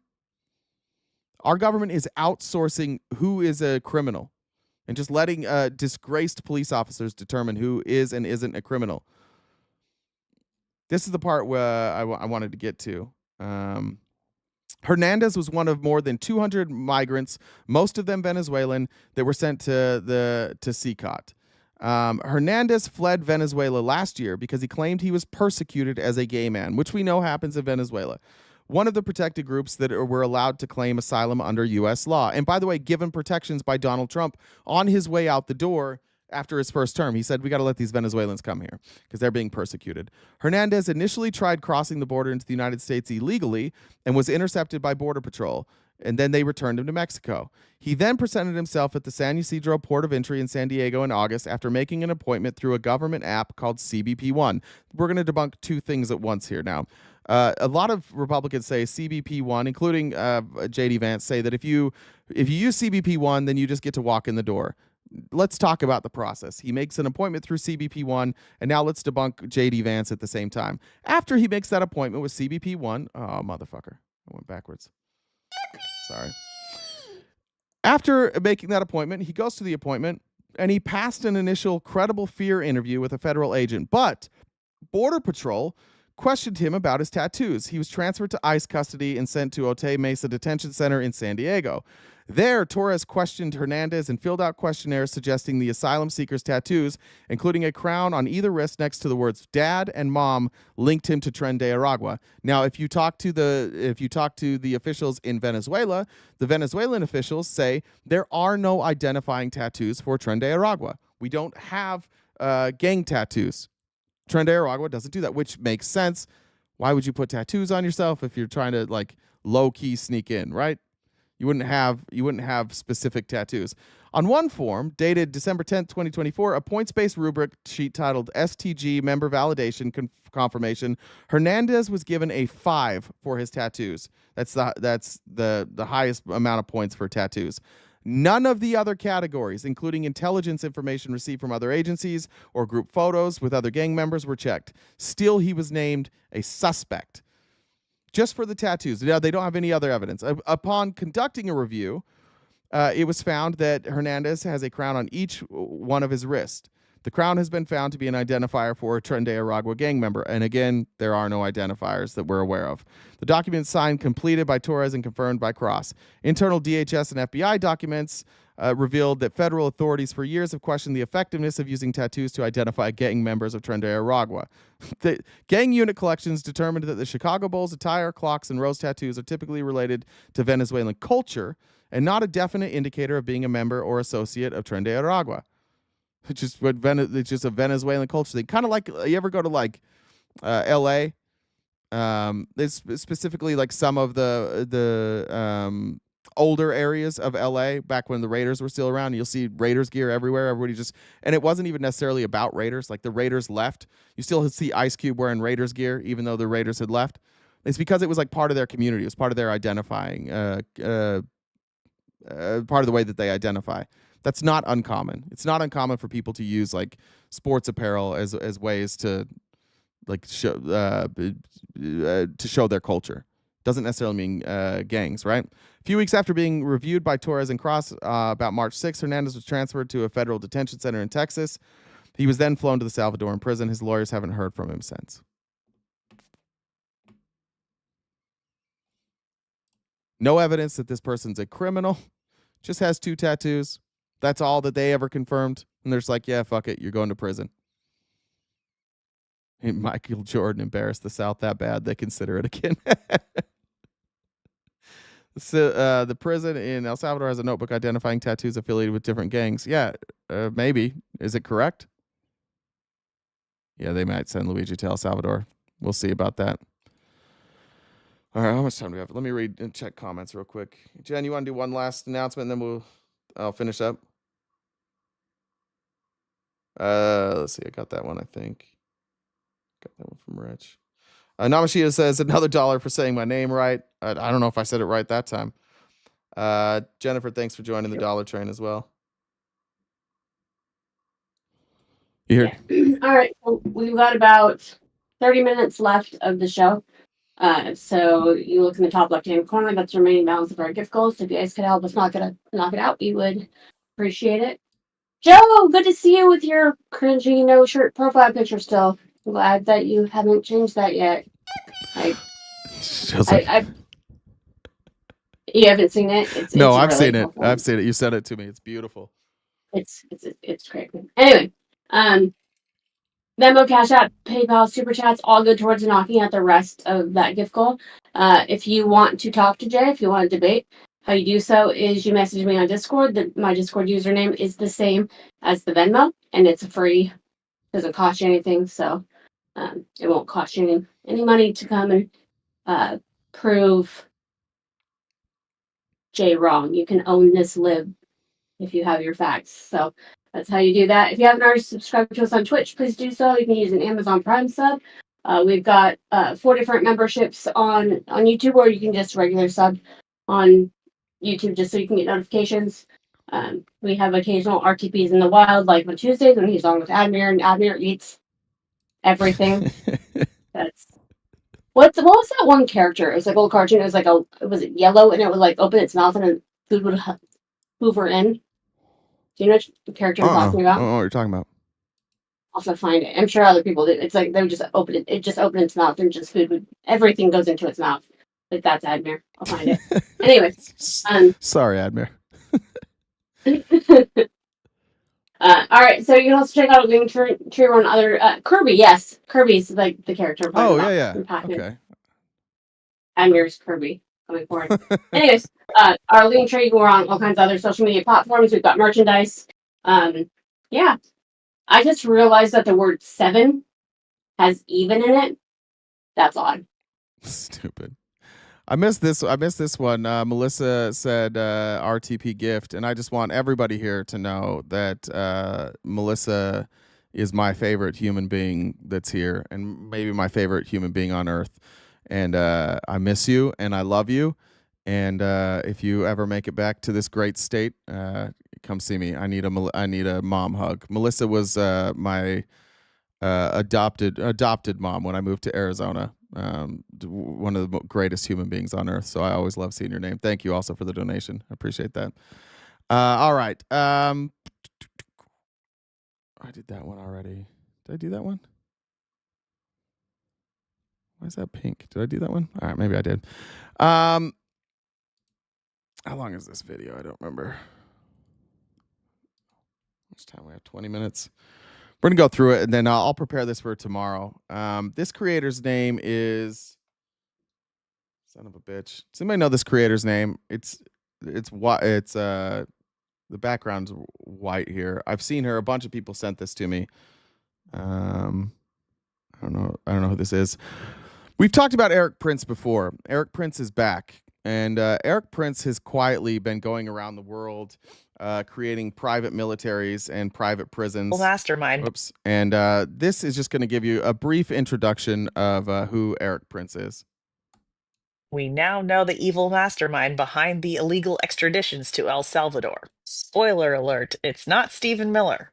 All the credit should go to Michigan's trashiest Nepo baby, Eric Prince. Brother to Michigan's second trashiest Nepo baby, former Secretary of Education Betsy DeVos. Don't forget that this piece of shit founded the privatized military company Blackwater, which made him even wealthier off of government contracts. Prince being the heir to a billion-dollar auto parts company, which he ended up selling in order to found Blackwater, was never exactly hurting for money.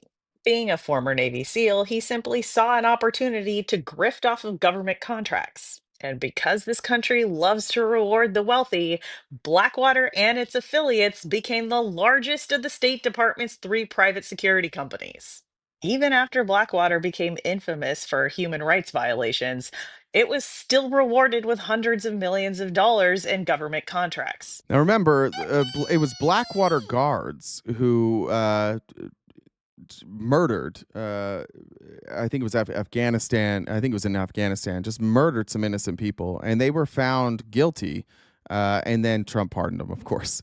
After that, they did get pardoned after they were Trump got a bunch of money from donors. I know because I was getting those emails from a company that I was loosely affiliated with, and they raised a couple $100,000 on top of millions from other places to get these people a pardon. They bought a pardon after they just murdered people. Then they got a pardon. But that's Eric Prince's company, and he's like, "Oh, we had to do. Sometimes that's what happens in war." Private mercenaries, by the way. Prince himself continued to escape It accountability. was Iraq. Thank you. I couldn't remember if it was Iraq or Afghanistan. Even after he was investigated by the FBI and had to settle for nearly $50 million for trafficking military equipment. Prince has also made a name for himself by supporting bad actors who aim to take power by force. In case it's not clear whose side Eric Prince is on, it's not the side that will be viewed kindly by history. Bro, I can't even. So he made money for himself. What a bad dude. Yeah, he is a bad dude. Did you know that you can make money doing bad things and that would make you a bad person? That's a wild thing to say. Mountain Bike Fan says, "You speak truth to power and I enjoy your streams a lot and often learn something I didn't know." Thank you. Amy Lynn says, say how they can understand. Like the Confederate flag doesn't make them racist. It might, though. It might. And then Steven said, "Thanks for information, but to keep Jen's beatings to a minimum unless you like it, you do you, boo-boo." On Friday, Politico reported that it obtained a proposal by Eric Prince and a cohort of defense contractors to industrialize illegal extraditions to El Salvador. In this proposal, the evil geniuses outline a strategy to circumvent the courts, namely by designating part of the prison, which is CCOT, as American territory. Now, it's expected that that proposal will be discussed at the White House meeting between the current administration and El Salvador's self-professed dictator Nayib Bukele this week. If that business deal is made, Eric Prince would get the contract. And that explains why Eric Prince registered a new company called 2USV in Wyoming on Wednesday. By the way, Eric Prince also has fled the country, and he mostly spends his time in Saudi Arabia, where he is building up private armies for the Saudis and to protect a bunch of American billionaires' investments over in Saudi Arabia. Now, Prince has been working behind the scenes on this plan for months. It also explains why the United States boosted El Salvador's safe travel rating on Tuesday. Until Tuesday, El Salvador was rated a level 2, which urges caution for U.S. travelers. El Salvador is now rated as a level 1, which is the safest travel rating, and puts El Salvador ahead of France, the UK, and Italy. And the person who lobbied for that change was Eric Prince. And it turns out that he's been working behind the scenes on this lucrative business deal between the United States and El Salvador for months. And the proposal that was obtained by Politico highlights Erik Prince's plans for profiting off of mass extraditions. As part of the proposal, Erik Prince will facilitate an operation that would handle the logistics of gathering 100,000 people from U.S. prisons, holding them at a 10,000-person detention camp, and then flying them to El Salvador. So remember when Trump said, I'm going to take U.S. Homegrown people and put them in El Salvador? And I said yesterday, I think that he's going to do private prisons and use slave labor. He's going to make sure that capitalists make money off of our criminals. That's what we're doing. Oh, I was right. I'm not that smart either. It's just obvious what they're doing. They're offshoring these prisons so they can treat people. So the Department of Homeland Security doesn't have to treat them appropriately, and you can use them for slave labor. But there's more. Prince is also asking the government for access to immigration documents. And the reason he wants access to those documents is to give him broader authority over locating, capturing, detaining, and deporting people. But that's not enough for Erik Prince. He is asking for more. The proposal states that 2USV will, quote, facilitate a hearing before an immigration judge to adjudicate any pending asylum claim. His company will also work with prosecutors to, quote, make deals with incarcerated individuals whereby some of their prisoners... Love it. Good. This is how dumb it is. Brandon Kittle, I got to explain something to you. El Salvador is not America. And you said, good, criminals owe us a lot. You won't get a dime of that money.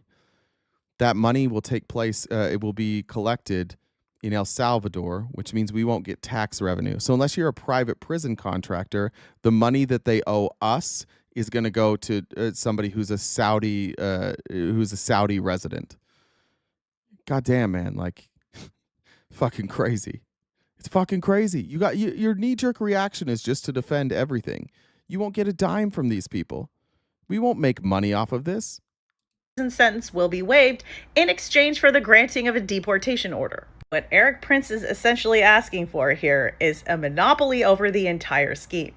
Now, Erik Prince isn't the only one who plans to grift off of this scheme. This proposal also includes another grift for the administration. The administration wants to make CCOT American territory to get around any legal barriers, as it says here that transferring a prisoner to such a facility would not be an extradition nor a deportation. The administration would then lease the prison back to El Salvador in order for them to oversee the gulag. This way, the Department of Homeland Security would no longer be responsible for detention standards. And the person... I love that. That was best. That was amazing. I'm RTP. I think Homeland Security knows more than your fake news MSDNC. This isn't MSDNC, you goddamn moron. These are their own words. This is the proposal. This is what they're meeting with Trump at the White House for. What the fuck do you think you're watching right now? What do you think these are? What do you think we're reading here? This is their proposal. This is their plan, dude. That's crazy that you could sit here and be like, oh, I'm mad at the host. Bro, this is their plan. They're quoting Prince. The person who came up with this entire scheme to enable the administration to defy the courts is Erik Prince. In a letter attached to Prince's proposal, El Salvador's Minister of Justice and Public Security, Hector Gustavo Villatoro, stated that Erik Prince was the mastermind of all of this. The letter states that through his new company, 2USV, Erik Prince has been serving as a trade agent for El Salvador to, quote, reach an agreement on the use of El Salvador's prisons to house foreign criminals. Thank God these idiots leave a paper trail. The letter also confirms that the plan is to house up to 100,000 people. Now, Prince has been cooking up this scheme for a very long time. He began pitching this idea with El Salvador last year. Last August, Prince paid a visit to CCOT. It was during that visit when Prince complained about El Salvador's travel safety rating. Interestingly, in an admission of guilt, Prince acknowledges in his proposal that his business plan is not legally sound. The proposal states that it's, quote, highly likely that this effort will be tested judicially by the ACLU or other activist group. Oh, weird. Weird. You already knows that? Now, Prince's... It's almost like they know this is illegal. They know that this is extraordinary. Business scheme isn't just to extradite immigrants. It's also to extradite U.S. citizens. That's why the administration has been laying the groundwork the last couple weeks. Prince's real proposal is to arrest and remove 12 million people at a cost of $12 billion. What's been I thought it was going to save us money. So it's going to cost us more money. Oh, cool. Happening so far is that the administration is beta testing Prince's proposal at a smaller scale. Currently, the administration has a 1-year deal with El Salvador in which they paid El Salvador $6 million to arrest and extradite over 200 alleged gang members. The next phase of this scheme involves Stephen Miller's plan to denaturalize American citizens and extradite them to El Salvador. It's important to note that the legal bar is set very high for denaturalization. A person would have to commit high crimes and misdemeanors against the United States. That includes committing the big T's, enlisting in a foreign military engaged in opposition to the U.S., or lying in applications for citizenship or as part of the naturalization process. Do you see how vague that is? And think of what Trump's doing now. If you want to strip a naturalized individual of their citizenship, what you can do is you can commit treason or terrorism. But by just naming a group, this is what they've done. They've said MS-13 is a terrorist group, and now they keep attaching people that they can't prove are part of a terrorist group, part of MS-13. They lose, and they're stripped of any rights and due process, and they are sent to it. Do you see how simple this is? All they have to do is label something a terrorist group, and suddenly your rights are gone. They don't have to prove that you're a member of that group. Or lying in applications for citizenship or as part of the naturalization process. Since day one of this administration, they have been inventing a legal framework in order to circumvent court precedent. Stephen Miller has been leading this effort. In fact, he still aggrieved that during the first administration, they did not get to do any mass denaturalization initiatives. So Miller has...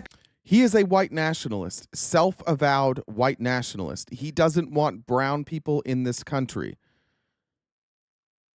That's who's leading this. How could you be somebody that doesn't, like, that's a white nationalist leading this deportation, and then you're like, oh, no, this isn't about white nationalism. Oh, then why'd you choose a white nationalist to lead it? And now we're fucking up. Now we're deporting people and putting them in prison who, without due process, led by a white nationalist. And you're like, no, this totally isn't white nationalism. Stephen Miller is a white nationalist. That's not even up for debate. You can read his writings. That's who he is. And he's in charge. Been lobbying to, quote, possibly denaturalizing and deporting activists and other individuals whom they label as having committed so-called fraud on their applications for citizenship by subsequently supporting what the administration decides are pro-terrorist causes or groups. In other words, the administration is looking to quash dissent by classifying protests as advocating for terrorism. It's some dictator shit. The administration is also looking for potential legal justifications and technicalities they can exploit for denaturalizing. One cool thing about dictatorship is that in America, we do dictatorship differently. Our dictatorship is in a diaper. Citizens, which they're already using against Venezuelan nationals. And they're using tattoos as their justification. And the administration is downplaying their heinous plan by telling the press, quote, it's not like we would send everybody there, but depending on the case, it can be an option. This is a standard process of exploring legal options, as all administrations do one way or another. As Kika Matos, the president of the National Immigration Law Center, said, quote, what's to stop the administration from using the same pretext they used to send people to El Salvador and claiming that these U.S. citizens are the worst offenders? She continued, quote, they could start engaging in the same kind of pretextual deportation of people for whom the offenses at the end of the day might have something to do with what you say, how you live your life, what tattoos you have on your body. She added, quote, "This is all about this administration testing the bounds of the law and trying to consolidate their power by advancing unconstitutional laws and policies, starting with immigrants." Once again, this is their plan. They planned to test the boundaries of the law. And then when they test the boundaries of the law, which leads to unprecedented numbers of court cases, they say, oh, it's the courts that are the problem. Do you see how this is how easy it is to get you guys to go along with fascism? They make a plan so that there will be injunctions. And then part of that plan is that once the injunctions come, they tell you that, oh, you could have seen the injunctions coming. They're coming after us. They did it. They're doing it on purpose. Just out of like, even if I was still a conservative, let's just say I still had conservative values. I wouldn't have gone along with this. I don't like people like talking to me like I'm a fucking idiot. I don't like when people lie to me. I don't like when people like sit there to my face and tell me things that aren't true or that are untrue and they claim that they're true. I don't like that. This is the next level, like all time. America's great at 3 things. I used to say America's great at 2 things. The 2 things are believing in angels and locking up their citizens. There's a third now. And that's being goddamn cucks. We are the cuck capital of the world. And the cuck capital, like the cuck, if you took like a map of the United States and you saw like where do you have the highest consolidation of cucks? It's just a bunch of people sitting in Alabama, Georgia, Florida, Mississippi, Missouri, Arkansas, Tennessee, Kentucky, Texas, Utah, Idaho, Montana. You guys never leave the corner of your room. You just sit there and you be told to enjoy what's happening. And maybe, just maybe, if you're lucky enough, you'll get to come clean up the mess after. You'll get to look at the mess. Maybe even get to sniff the mess a little bit. Oh, a bunch of fucking cucks. They lie right to your goddamn face every day. They break the system knowing what their response. They've pre-planned their response. And the only reason this works is because you guys are so goddamn gullible. They know who you are. They know who their base is. When Trump says, I love the uneducated, when Steve Bannon uses analytical data from Facebook through Cambridge Analytica and they target Trump voters, who did they target? Who were the uneducated Christians? Uneducated white Christians from areas that don't have any diversity. That's who they went after. Because they know they can manipulate you. You're already there. You don't have an education. You believe all the shit in the Bible. And there's no diversity. And diversity is scary. And so when they show you diversity and they lie to you, you're just like, that's fine. That's fine. I believe you guys. I just believe you. They chose you for a reason. All the people in here that are yelling at me that can't spell anything, there's a reason you're mad at me. It's because they chose you. They need you.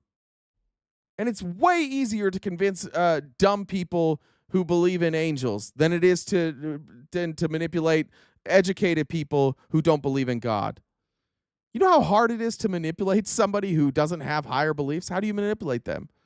You have to use you have to use data in a way that makes sense.